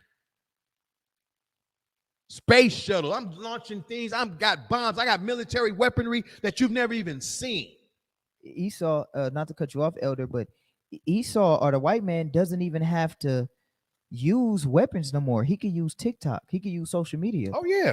That documentary, Social Dilemma. Mm-hmm. If you watch that, the reason why China like bans certain social media is because Esau through his social media can get the minds of China's people to uprise against their government. That's right. So Esau doesn't even have to go. So when y'all talk about Esau, China and all of that, Esau don't even have to go and shoot a weapon. He can get the minds of their people to overthrow the government by the people of the minds with his social medias. And that's called psychological warfare. See, he doesn't need to shoot bullets and weapons and bombs anymore. He does it from the comfort of his office. Because our people are more psychologically affected now than even during slavery. Our people have the highest insecure rate. That's why our people get caught up with like you mentioned, social media and the likes. And our people are addicted to that because they want to go, how many likes I got? How many likes I got? And if you're not getting it, then what happens? Your self-esteem starts dropping. Let someone say something negative, that ruins your whole day. See, they're not taught that, like, when we were coming up, and sticks and stones may break my bones, but words will never. Now, words hurt. And not even words coming from out of someone's mouth. Words you read on a computer screen are affecting the lives and moods of people now. Man, it's real. You see what I'm saying? So this is his level of warfare How he's always, remember, a cunning hunter. And like you mentioned, your information, he's a hunter. He's getting that. Everything he's doing is to get intelligence on the world. And then your social media brings up what you watch the most. Man, it shows you what you watch the most, give you advertisement of what you talk about. If you not on it for a while, it sends you a message. Hey, you haven't been on such and such for a long time. Like, that dude is it's so crazy. You could be talking about, man, yeah, man, I think I need some more comfortable shoes. Guaranteed, you pick up your phone, an ad for some shoes is gonna come up. Guaranteed. You haven't searched it or anything. You're just talking about it. Then just out of the blue, you're gonna be like, oh, look at these shoes. You might like this. When you buy a book, notice it always says you may also like this. If you like this, you might like this. So they're taking all your, so well, this person's reading a lot of history. Let's see. This person's reading a lot of mind control. We got to see, what are they thinking about? This person's reading a lot about military warfare. They buying the art of war and military tactics. And so they know who to start looking for and start who to watch out for. That's intelligence, espionage. That's warfare. A cunning hunter. Read on. So he says in his heart, who shall bring me down to the ground? So right there is letting you know Esau is where? He's up high. And if he's saying who's going to bring me down to the ground, that means he's higher than everybody else. See how we can pick that up just from the sentences at the words, just by his mind frame. If you're famous and you're saying, man, I'm doing so good right now, who could bring me down? That means you're you're at the top. You're not struggling, looking up, talking about who's going to bring me down. That's retarded. So who was prophesied to have dominion? That fourth beast. We already mentioned Esau's the end of the world. Jacob is the beginning of it that follows. So we know that Esau has to be in power and be that last beast, since Christ is coming after that beast. And now we see Esau is up high. Read on. Verse 4. Though thou exalt thyself as the eagle. As the what? As the eagle. Now, what did we just read in Ezra? An eagle that had 12 feathers. Yeah. So he's exalted now. Remember, the symbol of Rome was what? The eagle. Symbol of America is the eagle. And they chose those symbols for very valid reason. The eagle is a fierce hunter. You ever seen an eagle hunt? And his claws and his strength for a bird? Man, he could pick up a goat and he'll take it off. He'll take off with it. He'll take off with it. Its talons and its claw, which are its claws, are fierce and they can puncture and they can see. They'll be up high, so high in the sky where it's like a microscopic dot, but they can see and they have perfect timing to swoop in and attack and not be spotted. That type of brass, some serious intelligence. If you really look into the history of the eagle or the mind state or the characteristics of the eagle. So this is his same demeanor. Just like Rome, they went in and they attacked. They tore its prey to pieces. America's doing the same thing. All the heads of the extensions of Rome or Esau has done this, especially to the children of Israel. Okay, but though he exalteth thyself as the eagle, read on. And though thou set thy nest among the stars. See, this is how high he is. This is how high he is excelled. He's at the top. He's beyond earth at this point. So if you're up top, then that means you're ruling the world. So though thou exalt thyself as the eagle, read on.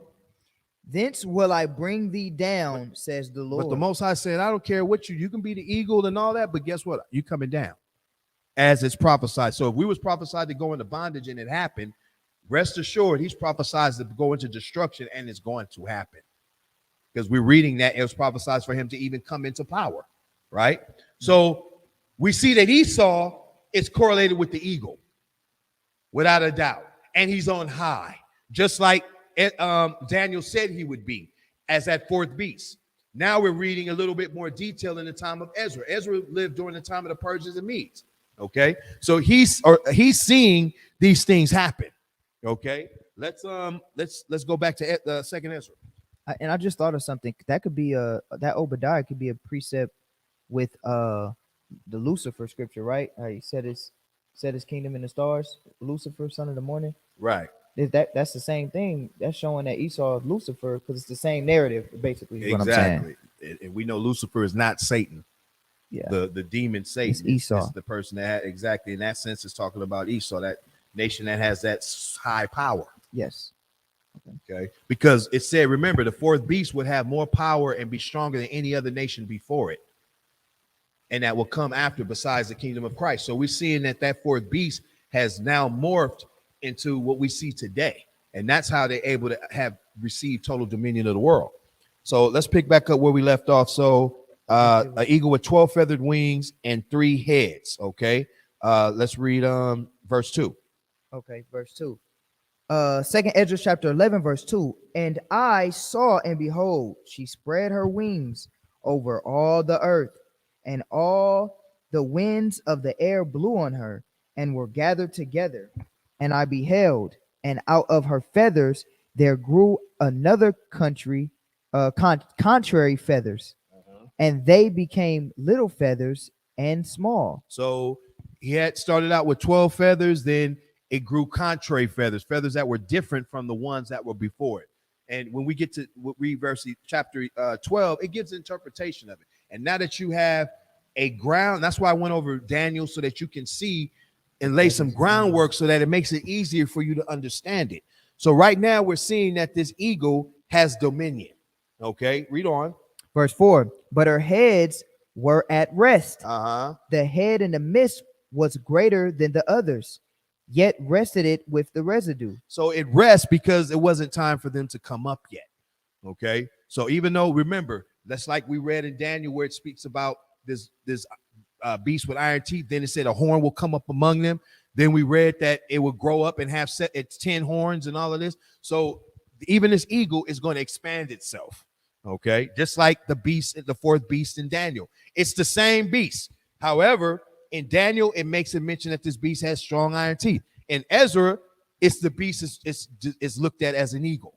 Okay. When you read the same beast in Revelations chapter 12 and Revelation 17 and Revelations 13, it's a red dragon that has 7 heads and 10 horns. It's the same nation of people, the nation of Edom, but it's just sometimes it's referred to as an eagle, a similitude, a dragon, or simply a beast, or a king, or a mountain, or so on and so forth. Read on. Verse 5. Moreover, I beheld, and lo, the eagle flew with her feathers and reigned upon earth, and over them that dwelt therein. So this eagle had power over the earth, not over a country, over the world. Now let's back up and let's go to the prophecy, because now we saw in Obadiah that Esau is likened unto an eagle. He would be exalted as an eagle. Okay, that's why you see Ezra's referring to him in that vision as an eagle. But let's get the prophecy of Esau getting this power. Okay, and that's let's go to Genesis chapter 27 and let's read verse 38. Genesis 27 and let's read verse 38. Are y'all with us? We good? Yeah, we good. Y'all up? Man. Genesis chapter 27 and verse 38. Yep. And Esau said unto his father, hast thou but one blessing? So now remember the story is that Jacob asked Esau, hey, you want this meat? Why don't you sell me your birthright? He said, you can have it. I don't want it. All right. So he didn't steal it.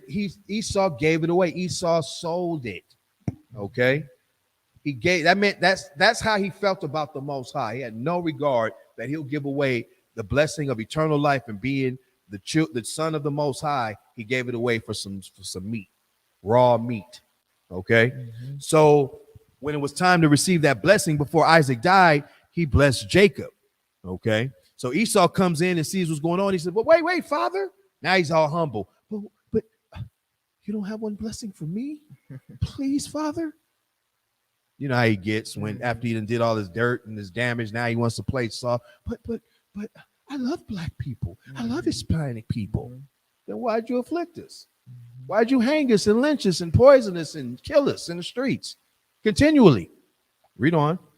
Hast thou but one blessing, my father? Uh-huh. Bless me, even me also, O my father. So he's asking for this blessing. Read on. And Esau lifted up his voice and wept. He cried because this goes to show he had it already and he gave it away because he had no regard for the Most High. That's his nature. He thinks he is the Most High. He don't care. That's why he said, who should bring me down to the ground? But now that he's being exposed, he wants to start cowering and being pitiful. But read on. And Isaac his father answered and said unto him, Watch this. Here's the prophecy. Go ahead. Behold, thy dwelling shall be the fatness of the earth. He shall live in the fatness of the earth. That means that he's going to have possession, his dwellings. He's going to live in many places of the earth. So when you look at the beast, and as it started to take control of the areas of world, that became his dominion and his dwelling places. He took over parts of Egypt, took over parts of Africa, took over Europe, then expanded to this area and started to take over what's known as the Americas. So his dwelling is the fatness of the earth. He's everywhere. Okay, read on. And the dew of heaven from above. Because what is the dew used for? Dew is that moisture that you find that waters the grass. Because in the garden before it rained, the dew is what kept the Garden of Eden not of water. So meaning that he shall even have the elements and the resources that are in the earth. Who's controlling the resource? Who controls the water supply? Who controls the gas? Who controls the electricity? Who controls where people can come and go in the railroad and cars and the roads and all that? He has full control over every aspect of your life. You see that? Dew, which is the moisture and water that the earth produces naturally, he has control of that. He makes laws about how many fish you can catch. Got to get a fisher's license, and where you can and can't swim, and where you can and can't be. This is his dominion. You can't have that type of control and not be a power. You understand? So he shall have the fatness of the earth and the dew from heaven above. Read on. And by thy sword shalt thou live. And he will live in violence. What do you use a sword for? To go out and to either protect or to destroy. Well, we see that Esau lived a life of destruction, not of protection. He'll protect his, but he's going to take from you and then protect it after he gets it, because now it's his.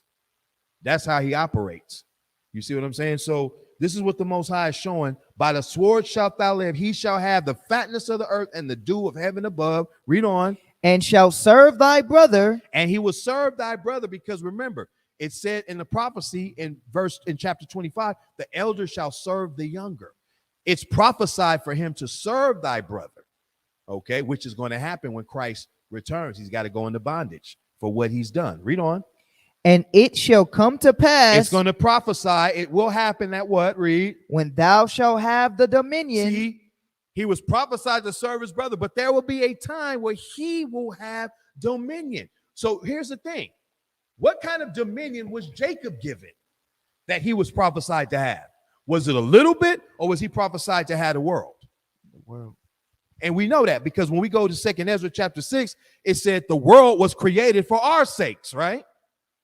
So now if that rulership was transferred to Esau, then how much control does he have? Control of what? The world. You see that?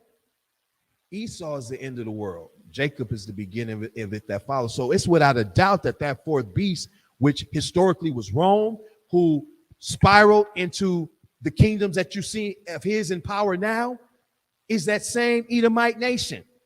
And it's the same nation that's against the Most High. It's the same nation that's afflicting the children of Israel. All the tribes, from the Negroes to the 10 tribes, no matter how you want to split it, they're the same. They're all being afflicted by the same nation. One's calling themselves English, others calling themselves French, others calling themselves Spanish. Look at that. Mm-hmm. And they're all, and those that are afflicted are connected to the same beast that goes all the way back to Rome, which is the eagle with the 12 feathers. You understand? Yep. So this is what the Most High is showing. So Esau was prophesied to have dominion. So those that are in doubt, they say, well, Esau ain't the white man. Well, then when the hell did Esau get this world power? Show us in the scripture. Show us anywhere. What nation was it that would have this whole power and will be in power until when Christ returns? Couldn't be the Babylonians because they fell. And Christ hadn't returned. Nope. Couldn't have been Egypt. They fell prior to Christ's return. Couldn't have been Greece. But Rome is still active. You see what I'm saying? Rome is still active, as it said it would, until its fullness comes in. Now we're seeing that fullness and we're living in it. And now we see his kingdom exposed. Our kingdom's being built now. See, this is how the Most High had it set up. That's why I said in the land of their captivities, they shall remember themselves. Just like in the time of Maccabees, when we had to fight and revolt against the oppression and go to war, that's what has to happen. So before we can take Esau down, guess what? We have to organize. We got to follow and get with the Most High and get on his page. And then guess what? He said he will make us stand up on our feet as an exceeding great army. We're going to work. We're going to war. And we're taking the kingdom, as Daniel said. That's right. See, this is how the scriptures is unfolding for us. That's all we need. So Esau is going to have dominion. Let's go back to Ezra, second Ezra. So these eagle has these feathers, and it grew up other contrary feathers. It had 3 heads, like Daniel said. These 3 heads that would be. I already told you who those heads were. Mm-hmm. Okay, read on.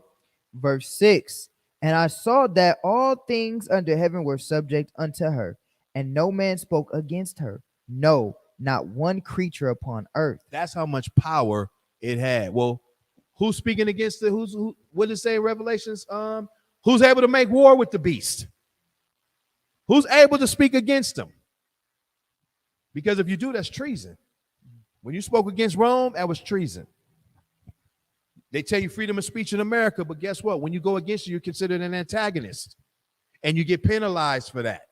Look at all the people that spoke up against and what happened to them. Look at Malcolm X. Look at the Black Panthers.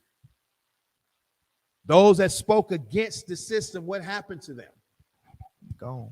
You see? So this is, look at what they're trying to do to the children of Israel. Even now, we out there speaking against them. But guess what? They're still trying to infiltrate and trying to do what they can to turn people away from us before they start turning the ammunition on us, because that's going to happen too. So this is where we see how this eagle would have control over the whole earth, just like that 4th beast in Daniel. Read on. Verse 7. And I beheld, and lo, the eagle rose upon her talons, which are the claws. Go ahead. And spoke to her feathers, saying, watch not all at once, sleep every one in his own place, and watch by course. So the eagle speaking to his own feathers. So remember, this is an analogy, saying don't watch all at once, meaning that all these different feathers, which represent root and the heads and all of that, they represent powers and extensions, just like the beast with iron teeth that would grow to have 10 horns and have 7 heads and all of this. This eagle has the same pattern. So just like the eagle comes up and these different feathers, which are rulers, they're going to come up in different points in time. Okay, that's all it's saying. Read on. It's the same beast, but just referred to as an eagle, and it's giving you a little bit more detail in a different time frame as this in this particular chapter. Read on. Verse 9. But let the heads be preserved for the last. And let the heads, remember those 3 heads? Let them be preserved until the last. Remember the 3 heads I told you? You got to remember which ones they were? Anybody remember? Spain, France, and Britain. Okay.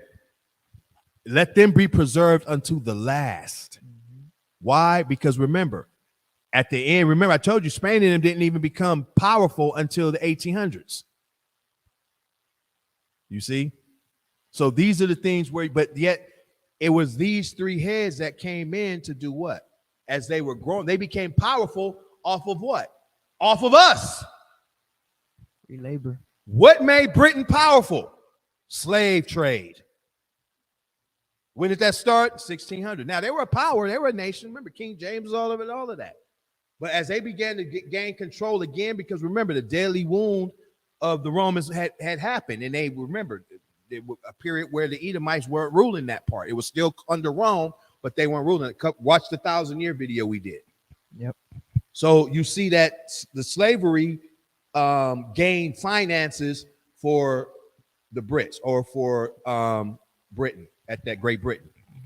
Then you had the conquering of the Americas and colonization that brought money to France and Spain. You see that? That's what got them their money and their wealth. It's coming from the blood and sweat from you, from our people. That's what caused them to become great and to excel as these heads that they became. And then what happened? From out of them stemmed that little horn America, which became more powerful than them all. And see, that's the kingdom that's the last to come on the earth. That's why Daniel said it shall come at the end. So if that kingdom America is coming at the end and we're here in America, well, guess what?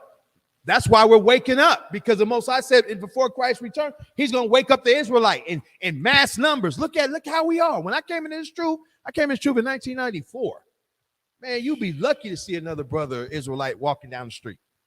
Now you see us everywhere. You can't go nowhere without seeing a brother. You're going to see it. Like, it's crazy. You be at the gym, you see somebody like, yeah, brother, are you Islam?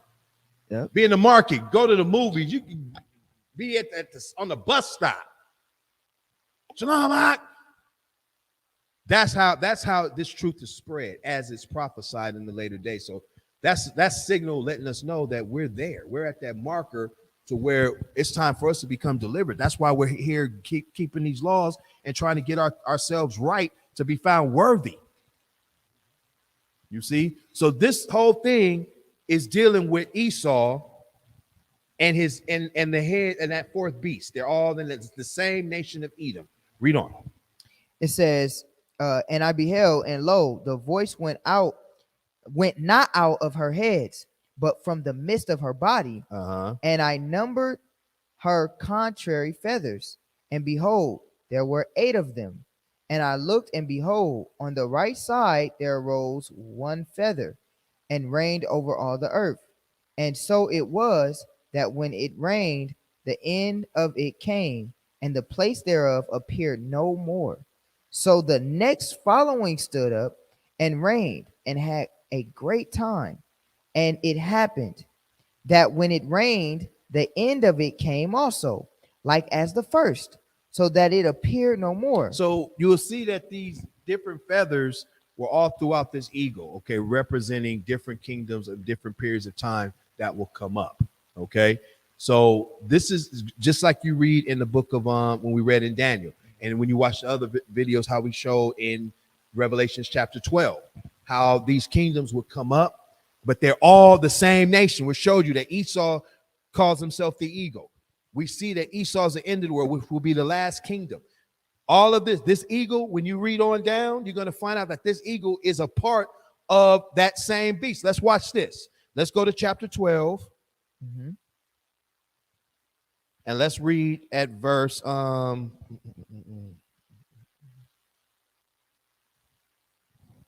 chapter 12. Let's read verse 8. 2nd Ezra chapter 12. Start at verse 7.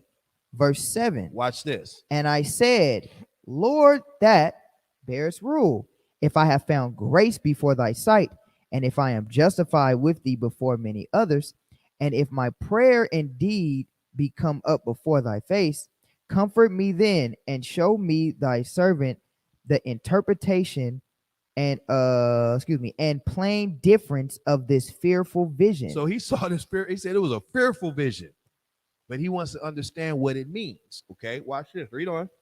That thou mayest perfectly comfort my soul. Read on. For thou hast judged me worthy to show me the last times. Read on.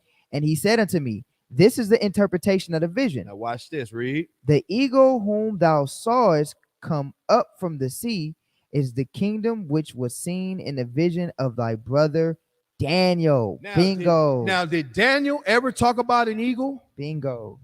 Did Daniel ever mention that any one of those beasts as an eagle? He said there was a lion with eagle's wings that represented Babylon. But remember, he said that the fourth beast is what? Rome. So he said, this is the beast that was mentioned by thy brother Daniel. Okay, so it's showing you they're the same nation, Edom. Okay, watch this, read. It says, Salakia, behold, verse 12, but it was not expounded unto him. Therefore now I declare it unto thee. So he said, but it Oh, wasn't you know. expounded unto him. Daniel got little glimpses of it, but he didn't see a lot of the detail. The prophecies were unfolded over time. Okay. So Daniel saw the beast with iron teeth that would grow and have 10 horns, and have a little horn that's going to continue into the end times. That little horn is going to subdue 3 kings. I showed you about that. And then the kingdom of Christ is going to take them all down. Now we see this eagle is going to come up, it's going to control the earth, and Christ is going to take this eagle down. So it's the same exact beast. However, one is referenced as an eagle, a similitude. One's referenced as a iron or beast with sharp iron teeth that was dreadful and terrible.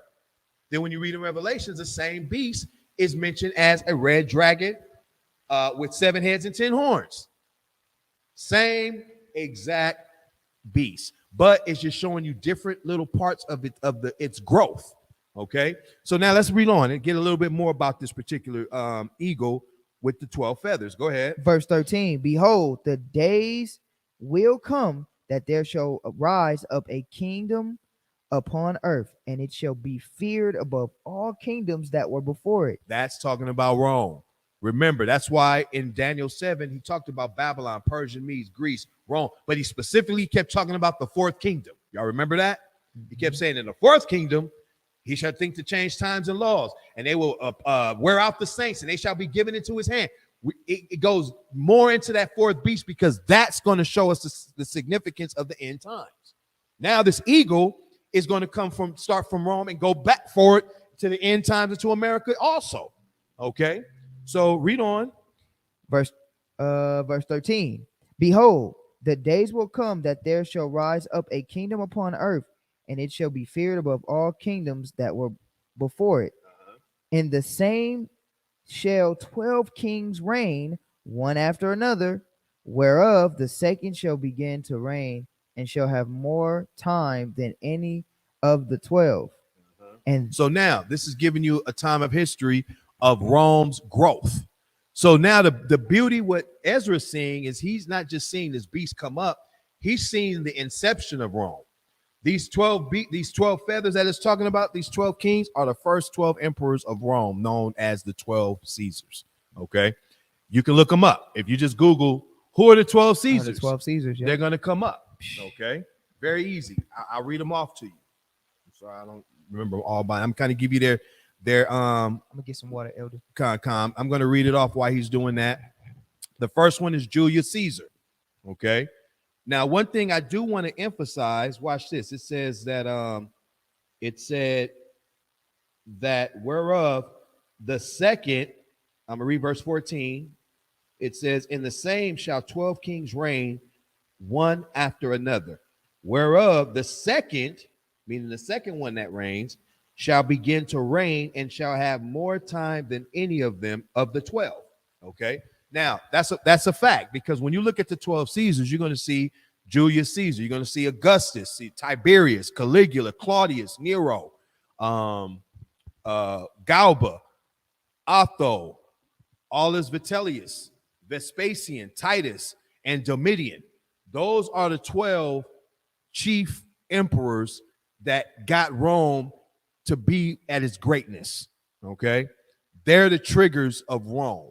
And that's where Rome began to take over and control. Now, they weren't the only emperors, but these are the first 12. So that's why when you look up the 12 Caesars, you're going to find that these 12 stood out. Okay.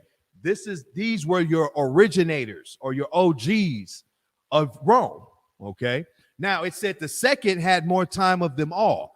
That's talking who's the second one would be Augustus. Because if you look at and you can pull this up, just look up 12 Caesars, timelines, dates of rulership, it's easy to find. Nah, I wrote it down, okay, so it's fine. You could get any site, but like Julius Caesar, he was from 100 BC to 44 BC, but he reigned only 8 years, and in that 8 years he did much damage. Okay, then Augustus ruled for 45 years, whereas the rest of them, you had 8 years for Julius Caesar, 45 for Augustus, which was the second one, which we're reading. The second one shall have more than all the rest. Tiberius ruled for 23 years. Caligula ruled for 4 years. Claudius ruled for 13 years. Nero ruled for 14 years. Galba ruled for 1 year. Otho ruled for 3 months. Vitellius ruled for 5 months. Vespasian ruled for 10 years. Titus ruled for 2 years. Domitian ruled for 15 years. Okay. And then the ones that came after that, like Nerva and all these other, they ruled for like 2 years, 6 months. Why were their times so short? Because you're going to read where it says that their kingdom was full of chaos and they began to kill one another. It was so much conflict and cutthroat amongst these emperors that everyone was trying for power. Everyone lusted for greed, power, and a seat of authority. Okay, when you watch that movie Gladiator, that's a prime example of, because there's real characters. Marcus Aurelius, he was an emperor. His son Commodus, look what happened. His own son killed him. Why? Because he wanted to have the throne. So his own son killed his father just so he can have the throne and take over and have rulership. This is what was going on. So as you can see, Augustus ruled for 45 years, which was way more than any of the other of the 12. Okay, so that's why it said, wherefore the second, and this is verse 15, whereof the second shall begin to reign and shall have more time than any of the 12. Verse 16, and this do the 12 wings signify which thou sawest. Okay, so what is Ezra seeing here? He's seeing Rome's inception now. Whereas Daniel saw the beast come up. He saw the nation, but he didn't see too much detail about it. He just knew that this nation will come up. It will be strong. It would take over every nation. It will expand and grow into a bigger power. That's all Daniel saw. But now Ezra is getting more detail. It's being more expounded to him. So he's saying, this is the start of the beast. This is how it happened. Now you could go into history and read about it. You can read about Julius Caesar. You can read about what he did. You can read about Augustus. And now, mind you, a lot of these names you'll even find in the scripture. You find Augustus. You'll find Tiberius, Nero. You'll find them even in the scriptures because a lot of these emperors were alive during the New Testament or during the time of Christ and the apostles. Okay? They were the ones actually signing decrees to have the apostles and Christians put to death. So when it said that the beast will stamp upon the residue, now you understand why that's happening and when that started. Okay, so you're dealing from all the way up from 47 BC all the way up until the time of Domitian. Okay, which will put you about 96 AD. All that you notice from Julius Caesar up to then, that's all the time of the apostles. Okay, so this is where they were making, even being called a Christian or being reading the scriptures was unlawful. Okay. This is how the beast stomped the residue. This is how they began to afflict the children of Israel. Then you remember 70 AD, all of you that have Babylon, Timbuktu, Israelite 101, that book tells you what happened. It has been estimated that from Julius all the way up unto Vespasian, millions of Jews fled into Africa, right? Now notice from Julius Caesar all the way up to who entered and killed the Jews with great slaughter? Titus and Vespasian. Vespasian and his son Titus. That history is well recorded and documented. That was the siege of 70 AD done by 2 of these 12 Caesars. So when the Most High is telling you that he shall think to change times and law, that's Julius Caesar right there with his calendar. Then he shall stomp the residue. Well, who's the residue? The remaining Israelites that remained in Judea at that time when the Romans came in under Vespasian and Titus. So you see how now Ezra is seeing a little bit more than what Daniel saw. But now we have the Bible in finished form, so we're able to see it as history now. Now we have other documents we can compare, and we can look to see it. These things really happen. That's why I say, and try to keep it simple. There's tons of books you can get. You can get books just on Julius Caesar. You can get books just on Nero. You get books just on Domitian. But at the end of the day, they're all connected to that same beast. And they all serve the same purpose, which is what? Evil. Going against the Most High, expanding their empire to become great according to prophecy. Okay? Let's finish. I hope that's making sense to everybody. Man, perfect sense. Is everybody understanding what the elder is bringing out? Because what the elder is bringing out is phenomenal. Second Ezra chapter 12 lays down the foundation of how the fourth beast, which is Rome, sprouted up, and the conflicts of the feathers, which are the different Caesars that came up out of Rome. Man, that's heavy. That's heavy. Want me to read verse 17? Yeah. Continue. So Okay. it's more. Verse 17. As for the voice which thou heardest speak, and that thou sawest not to go out from the heads, but from the midst of the body thereof, this is the interpretation, that after the time of that kingdom there shall arise great strivings. Great strivings. Okay. So when you start to look up Roman history, you're going to see that there were so many civil wars, meaning internal conflict. That's what brought Rome down. That's what weakened Rome. Okay, in so many ways. You look at the year of the four emperors. There was several. There was one that happened in 68 AD. After Nero died, you had three others that conspired to try to take the throne. Okay, so then you had another one that happened in 193. It was called the year of the five emperors. Okay, and this is dealing with 193 AD, which one you may all know, Septimius Severus. Okay, he came in and conquered a lot of the mess that was going on, and to take be an emperor at that time. Okay, which was one of the first black emperors that Rome ever had. So when you read about its contrary feathers, that's what it's talking about. Okay, those feathers that were different from the ones that was before it. Okay, so this is what is showing you the history. So when you go into this, like I said, there's hundreds of them. There's different dynasties. You had the Aurelian dynasty, you had the Vespasian dynasty, you had the Constantinian dynasty. So I mean, they ruled up until what was known as, you had ancient Rome, from Julius Caesar all the way up to Diocletian. Okay, Diocletian is who actually brought Rome back from falling, because it was on its way out. But Diocletian, look him up, he brought Rome back, okay, about like 290 AD, somewhere around there. And then he set up what was known as a tetrarchy. Tetrarchy is similar to what they did in Greece, which is tetrarchy, tetra meaning four, archy meaning govern or to rule, meaning for government, for rulership. So he had generals or kings set up to rule the four corners of the kingdom. Okay, so he had the tetrarchy of the western part of Rome, and he had a tetrarchy set for the eastern part of Rome. Okay, those four generals, or four kings, and four kings for the east, four kings for the west, made up the 8 feathers that you'll read about as we read on down. Okay, so this is what's going. So it's showing you how Rome was structured. But the beauty of this is, watch how it's going to start showing you when it starts to fast forward. Okay, watch this. Read on. So they had many strivings. I gave you a few. Year of the 4 kings, year of the 5, year of the 4 emperors, year of the 5 emperors. Okay, all kind of, you're gonna see just cutthroat. Everyone's trying to kill everybody. Everybody wants the throne, and people are getting assassinated left and right. That's why you see where one would rule for only 8 months. Yep. Soon as he got the throne, and couldn't even get settled right, and he got put to death.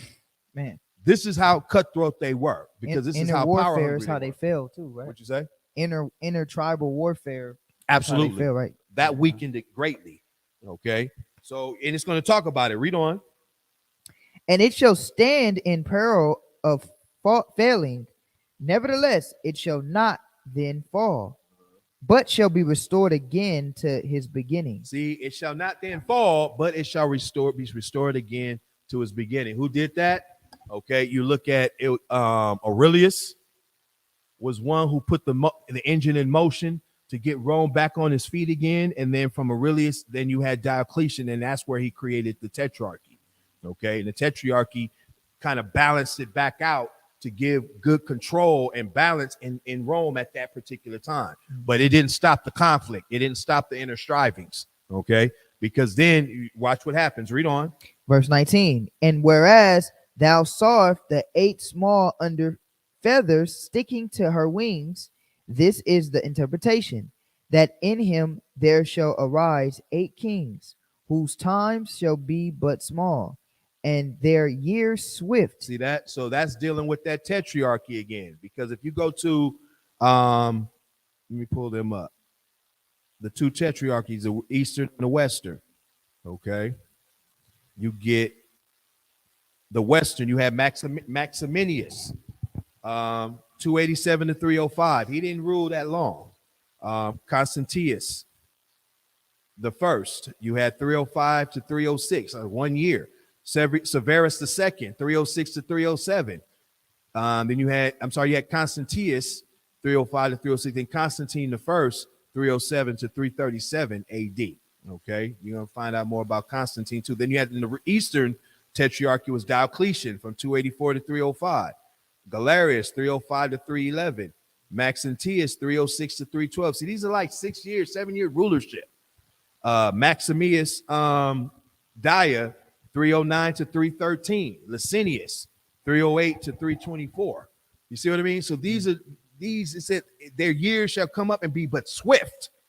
This is what was happening. But this tetrarchy, some may say, oh, well, it was this person. It was another Caesar that stood up. It was another emperor. They had hundreds of emperors. But what the scriptures are showing you are the keys that changed in the how Rome morphed. So you had the 12 emperors that began to start everything off. Then, you had some that came up after that time. Then another milestone that it hit was the time of where Rome was collapsing, and then Rome got reset. That's why it said it shall stand in peril of falling, but it shall not then fall. Who brought that and stopped that? Aurelius. Then from him, Diocletian, and then that's when the tetrarchy was set up. Now it's going to give you another time frame in the dispensation. Watch this. Read. Verse 22. Uh-huh. It says, and whereas thou sawest 3 heads resting, this is the interpretation. In his last days shall the Most High raise up 3 kingdoms and renew many things therein. Now, I've showed you about those 3 kingdoms because those are the same ones as mentioned in Daniel. Okay? And shall renew many things therein. All right? Watch. Because what happened when you had the Britain and you had Spain and you had France that came up, they began to do what? Destroy Israel. They began to install more policy. Catholicism took part because who started to bring Catholicism to the Native Americans and to the Hispanic brothers? You see what I'm saying? So these are the things that began new policy that affected us. You understand? So this is what the scriptures is talking about. Read on. And they shall have dominion over the earth and of those that dwell therein. See, and they would have dominion over the earth. So it's letting you know that they're going to be powerful heads. Read on. With much oppression. See, much oppression, because now remember, we're dealing with Esau still.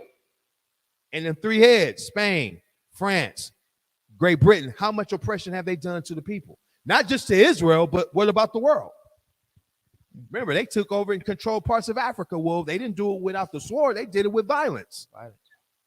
You understand? Remember, they colonized a great portion of this. They went and planted, like I said, mentioned the Philippines, the Pacific Island, all in that area. When you get into New Zealand, all of these places, Esau went in as his feathers or as the dragon or as the beast with iron teeth and went in and devoured. That's what this man's been doing since day one. Okay, read on. It says, with much oppression above all those that were before them. See, and oppressing more than anyone before. Man, our history is documented of oppression. Who's responsible? Read on. Therefore are they called the heads of the eagle. Read on. For these are they that shall accomplish his wickedness. You see that? So when you look at who brought forth Caesar Borgia or Cesare Borgia, the white image of Christ, who brought all that forward? Who's putting the pressure to bring forth Catholicism and modern day Christianity to our people to poison their minds and take them away from the truth of the scriptures? Wrong. Yep. You understand? And when we start to get it, we're looking at it as Spain. You see what I mean? It's Spain, it's France, is Britain. Main 3, yep. You see, these are those 3, even though there's other emperors and all that, because like I said, you got Sweden and Denmark, all these other places, but they're not powers and they're not the ones that went out and changed the world. They didn't control and have that massive hand and that power structure like these. Okay. Read on. Was that all of that? No. Great. And that shall finish his last end. That's it. You want 26? I think I want to go. Let's go back to Let's go back to 12. Let's go back to 11. I wanted to bring one thing out. Second real Ezra quick. 11. Yeah, second Ezra 11, and let's read, because I want to follow up after the tetrarchy, because that's important. Okay, verse 11. Okay, 11 and 11. Yeah, Okay, Khan. This is Second Ezra chapter 11, verse 11. still dealing with the eagle. Go ahead. And I numbered her contrary feathers, and behold, there were eight of them. And I looked, and behold, on the right side there arose one feather. Okay, we talked about that. Read on. And reigned over all the earth. And it was so, and so it was, Salakia, that when it rained, the end of it came, and the place thereof appeared no more. So the next following stood up and reigned, and had a great time. And it happened that when it rained, the end of it came also, like as the first, so that it appeared no more. Continue. Okay. Bear with me 1 second. Nope. Good. Actually, it was back in 12. I'm sorry. Did we read that? 12 and Okay, there it is. 20. I think we read over it. I'm sorry. Okay. I think we finished it. You want me to read it again? Yeah, let's read verse 20. I need to go back to the 8 kings. So we said that we got the 12 feathers, the 12 Caesars. Okay, then fast forward to the 8 feathers, which we dealing with is the tetrarchy, the 4 of the east, the 4 of the west. That's the 8. But watch this. Read. I'm gonna read start at 19 for context. Go ahead. And whereas thou sawest the 8 small under feathers sticking to their wings, this is the interpretation. Go ahead. That in him there shall arise 8 kings, whose time shall be but small, and their years swift, and 2 of them shall perish. Okay, there we go. That's what I wanted to get. Go ahead. The middle time approaching. Okay, so now out of these particular tetrarchy, I mentioned, I showed their names. Okay, they will perish. Okay, you had Diocletian, you had Aurelius that perished. Okay, now watch this. Go ahead. And it said, read that again. It says, and the 2 of them shall perish, the middle time approaching. See, now, meaning that these 8 feathers, they're going to start to die off too. It says, as the middle time approaching. Now, remember we did that 1,000-year lesson? Yeah. When did the Middle Ages come about? Ooh. You see? So this is what is showing you a time frame that's leading up to the 3 heads. Oh, the middle time approaching. You see that? So now when you look at the East and West tetrarchy, right? You'll see how once they started warring, remember it said their lives shall be short and quick. But then you'll find out who overthrew all of that. Constantine. Constantine, known as Constantine the Great. Now, with Constantine, now you can Google this. Look up who started the Byzantine Empire. Now, the Byzantine Empire lasted for how long? 1,000 years. Also known as the Middle Ages or the Dark Ages. You understand? That's why I said that this would happen as the middle time is approaching. So now, why is that important? Because it's showing you the inception of Rome, right? Starting with Julius Caesar, going all the way to the end of the 12th Emperor Domitian, right? Then it jumps up to another pivotal part where Rome has gone through so much conflict, it's about to fall, but yet it's restored through Aurelian, through Diocletian, who sets up the first tetrarchy. Then it gets a Western tetrarchy, and then in the Western, 4 generals in the West, or 4 kings in the West, 4 kings in the East. That's the 8. Which revives and saves Rome from fall at that time. However, Constantine makes war with all of these, and then he takes over he takes it all unto himself now. Okay? There's no more tetrarchy. There's only Constantine. That began the Middle Times. Now, the Middle Times lasted 1,000 years, which now remember, when Rome completely fell, look up. When was the fall of Rome? 472. So after Constantine consolidated all of Rome to himself, he lived a couple of little emperors came after him, but then Rome completely fell. Went to the dark. Yep. So the eastern part of Rome or western Rome had fell. Okay. So now you have what's known as the Byzantine years, or the Middle Ages, or the Dark Ages. Starting from 472, they lasted 1,000 years. That go to what? 1472. Well, what was happening in 1472? Who was coming into power, afflicting the children of Israel? Esau. Those three heads. Spain. Because Columbus, 1492, what happened? He sailed over here. Cortez, Pizarro started doing what? Trying to look for riches or wealth, and what? Started to afflict the 10 tribes that were here. Man. The other head, France, started doing the same thing. Britain started doing the same thing. They weren't as strong yet, but then after a couple of centuries, they grew and they became more powerful, because what? They began to colonize.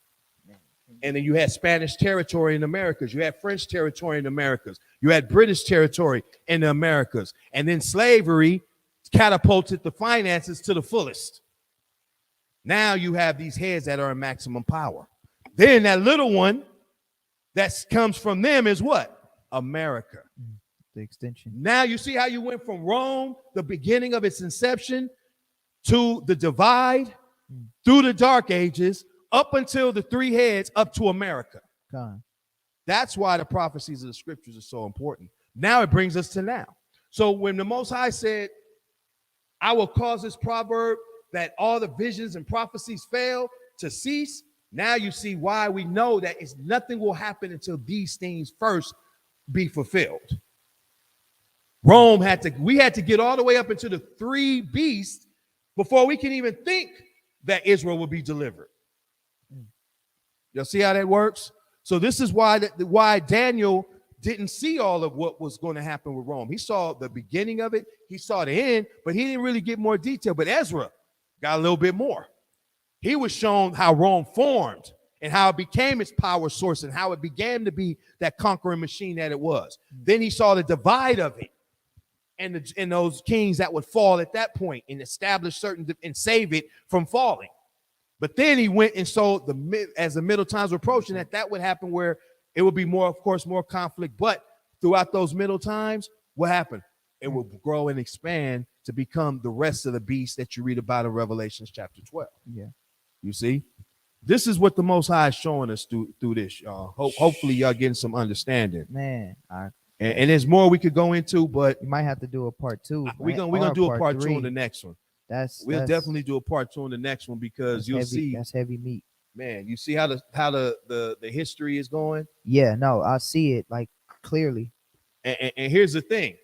So when we see when second Ezra 6 and 9 says Esau is the end of the world, Jacob is the beginning of it that followeth, there's no doubt that this beast, and we just read, we got the precepts that that beast is Esau. Well, what you did was beautiful and brilliant, because you went to Obadiah showing that he's an eagle. Then you went to Daniel showing the prophecy, right, of, the different horns and things of that nature. But then we fast forward to Ezra, which referenced the eagle, and showing the continuation of the Daniel prophecy that he didn't understand. It's just too much history to deny who this is at this point right now. But that's cold. It's too much history.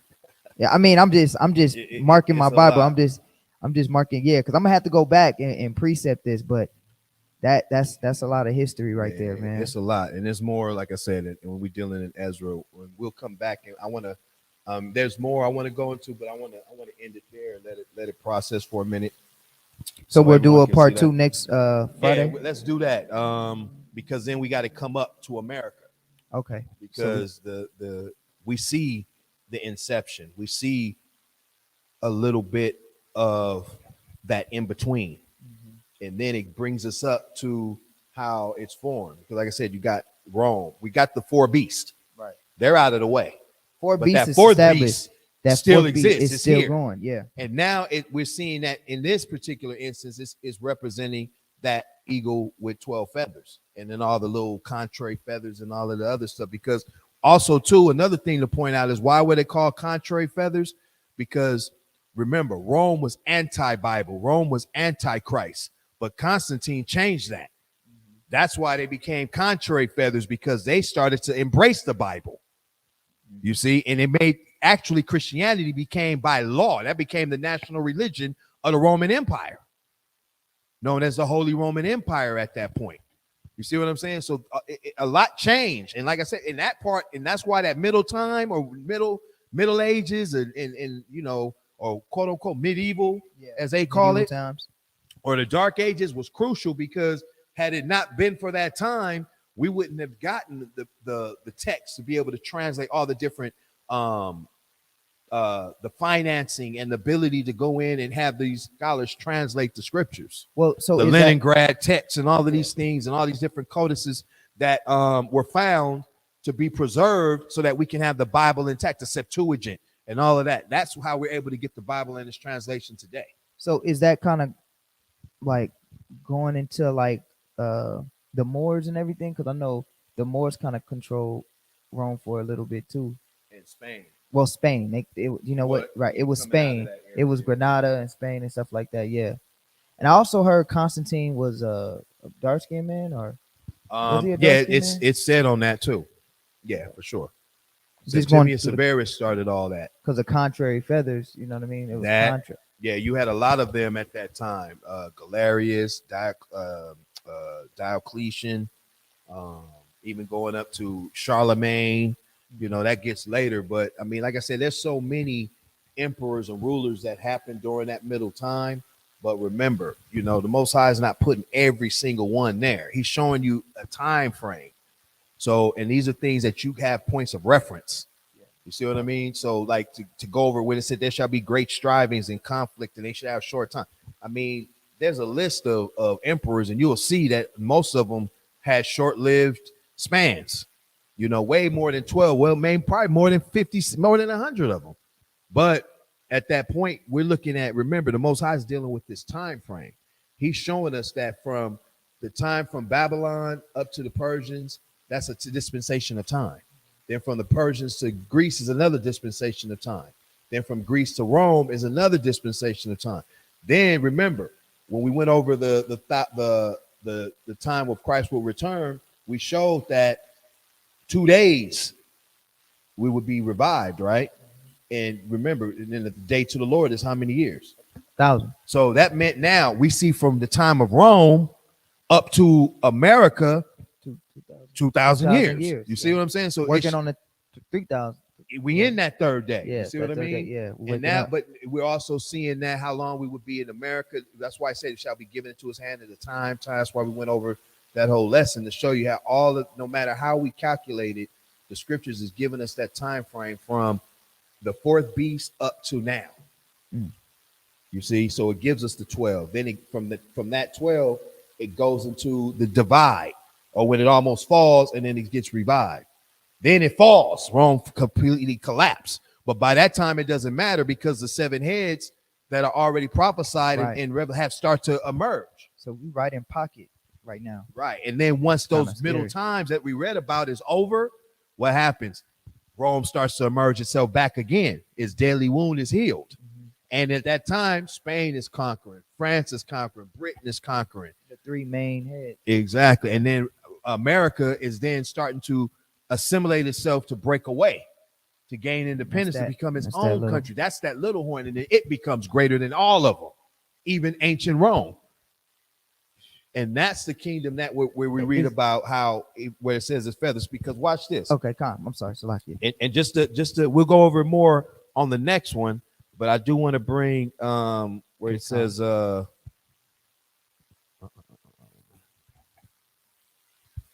on one second. And I know that's gonna go into Revelations too, with the image of the beast and the beast. What did you say? The image of the beast and I'm paraphrasing, but Revelation where it talks about the image of the beast. That's America, right? Would that be the because the beast we know is Esau. Well, I'll let you get it. We'll talk about it. I know you're looking for a scripture. We'll get to that. We'll get to that.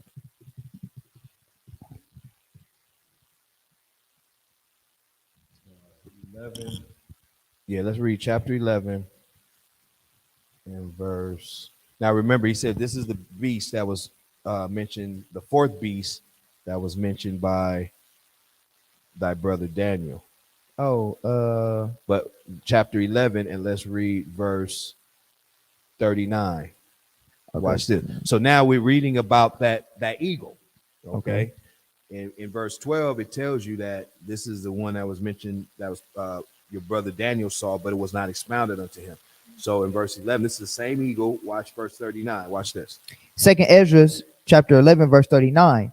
Art not thou it that remaineth of the fourth beast? So right there is letting you know that that eagle that we've been reading about is the fourth beast. Mhm. Okay, but we're just seeing more detail about it. Go ahead. Whom I made to reign in my world. Who the Most High put in power. Remember, the Most High raises up kings and setteth up kings, right? And lowereth them down. Who he made to rule in his world. Watch this, read. That the end of their times. That the end of their times, meaning the times of the Israelites being in captivity, to the end, read. Might come through them. So it will be that eagle in power and that fourth beast in power when the end of times comes from us to get our kingdom. That's why when this king, remember, who destroys the eagle? Christ. Who destroys that beast in Daniel? Christ. It's the same beast. Esau is the end of the world. Jacob is the beginning of it that follow. They're the same beast. They're the same kingdom, but used as an analogy of different animals. That's it. But both ferocious. You know what I mean? Because the eagle is killer. God. You know, having a beast with sharp iron teeth. I mean, 6 foot wingspan. Man, it's killer. But then when you read, it says, read verse 40. Salakia, verse 40. And the fourth came, that fourth beast, which is still that eagle. Go ahead. And overcame all the beasts that were past, and had power over the world with great fearfulness, and over the whole compass of the earth. The whole compass. That's everywhere. Read on. With much wicked oppression. Wow, read. And so long time dwelt he upon the earth with deceit. So now, how long has he ruled? How long has that beast been in power then? If he started in 47, let's deal with the first emperor, because of course, Rome started, its inception was before Julius Caesar with Romulus, but let's pick it up at his first world power emperor. Yeah. 47 BC. All the way up till now, it's the same beast to 2023. What, 3,000? Over 2,000 years. Over 2,000 years. 2,030 years. Because he's got to be ruling in the time we wake that, up. I think was 2023, 47. Add that. I'm horrible at math. I want what? I am too. Somebody can do that. Somebody do the math, plus man. 47 is what? 2023 plus 270, 2070, 2,070 years. Let me see. Plus what? 47. 47. Yeah, just 47. 2070. Yeah, I had it right. 27. Yep. Yeah. So 2,070 years has this beast been in power. And this is the day I mean, around the time we waking up too. So it's all in pocket. Yep. And then even during that 1,000 years when his beat, remember, it said that his deadly wound, that he had a wounded to death. That was the Dark Ages. Dark Ages, and then his deadly wound was healed. That was the Renaissance. But it's still that same span.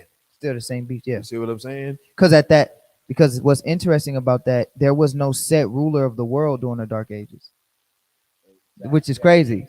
You had people like fighting and stuff, but it was no like set like ruler during the Dark Ages until Rome reemerged. Exactly. Which is kind of wild when you think about it, because that goes with the Lord. No other beast is coming after the fourth beast. That's it. In the Dark Ages, it was just different rulers in different areas, but no world domination until the Renaissance came, and then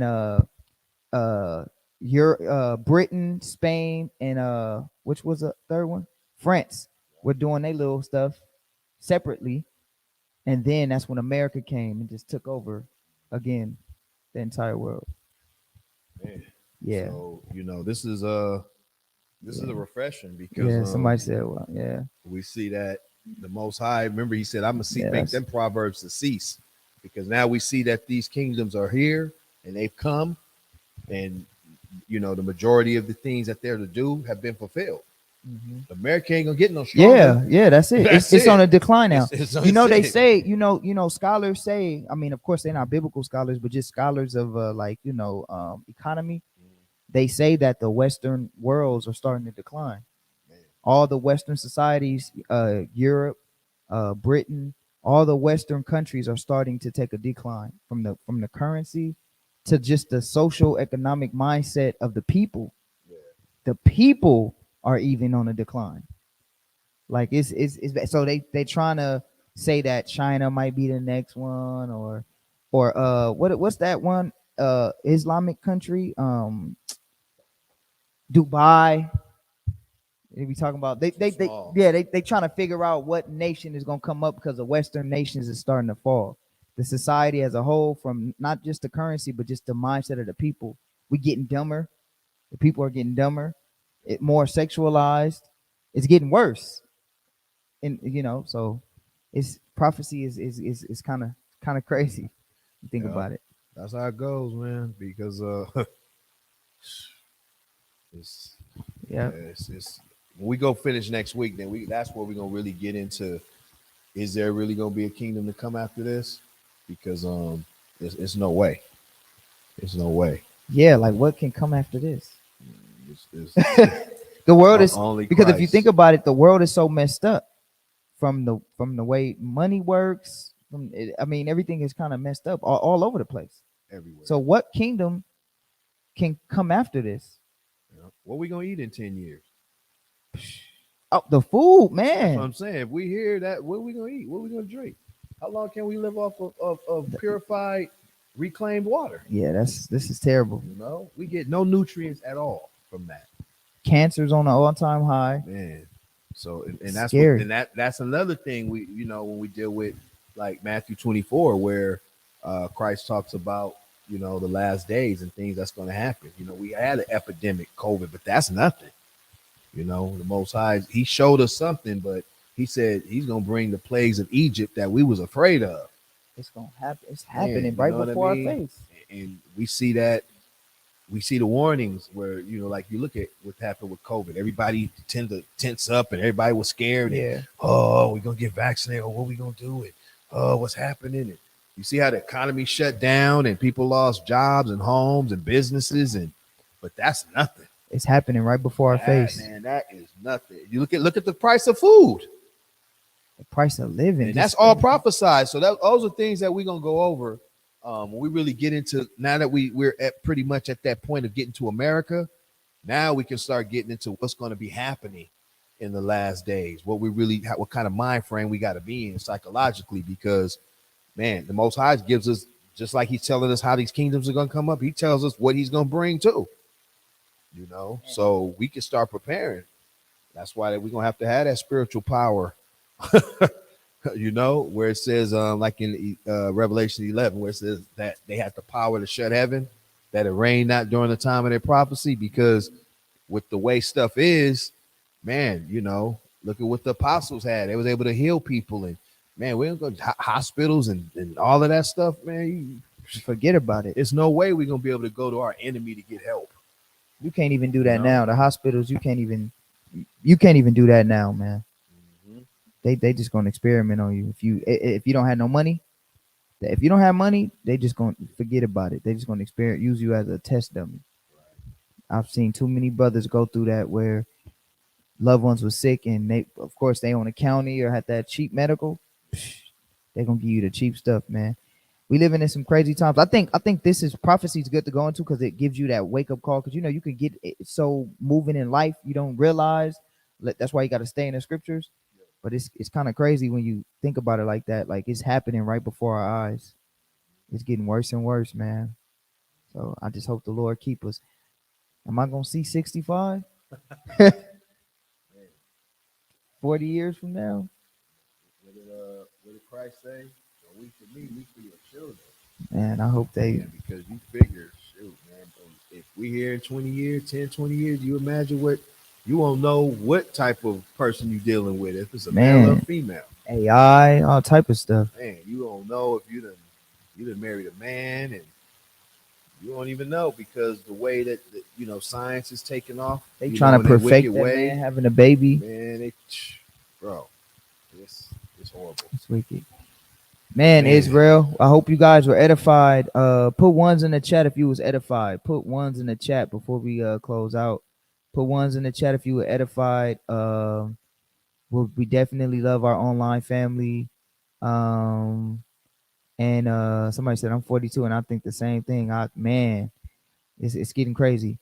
So we'll be back. We'll be back definitely next week. Yeah, we got all ones, man. All praises, man, for the spirit of the Most High on the elder.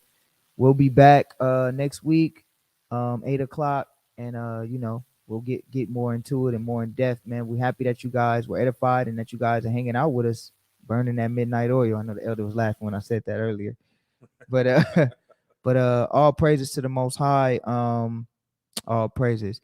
So we want to say Kwam Yasharala, rise to the nation of Israel. You know, we ask blessings and peace upon our people, and we ask the Lord to give us you know, encouragement in these last times. We ask that you bless our online listeners, Lord, and until tomorrow, we got classes at 7 o'clock tomorrow. So for everybody that's online that tunes in on our Sabbath class, our Saturday morning class, it's not gonna be 4:30. It'll be 7 o'clock because our new moon is tomorrow evening. So new moon class will be tomorrow at 7. We hope to see you soon, Israel. We love y'all. Shalom, family. Shalom. shalom, Israel.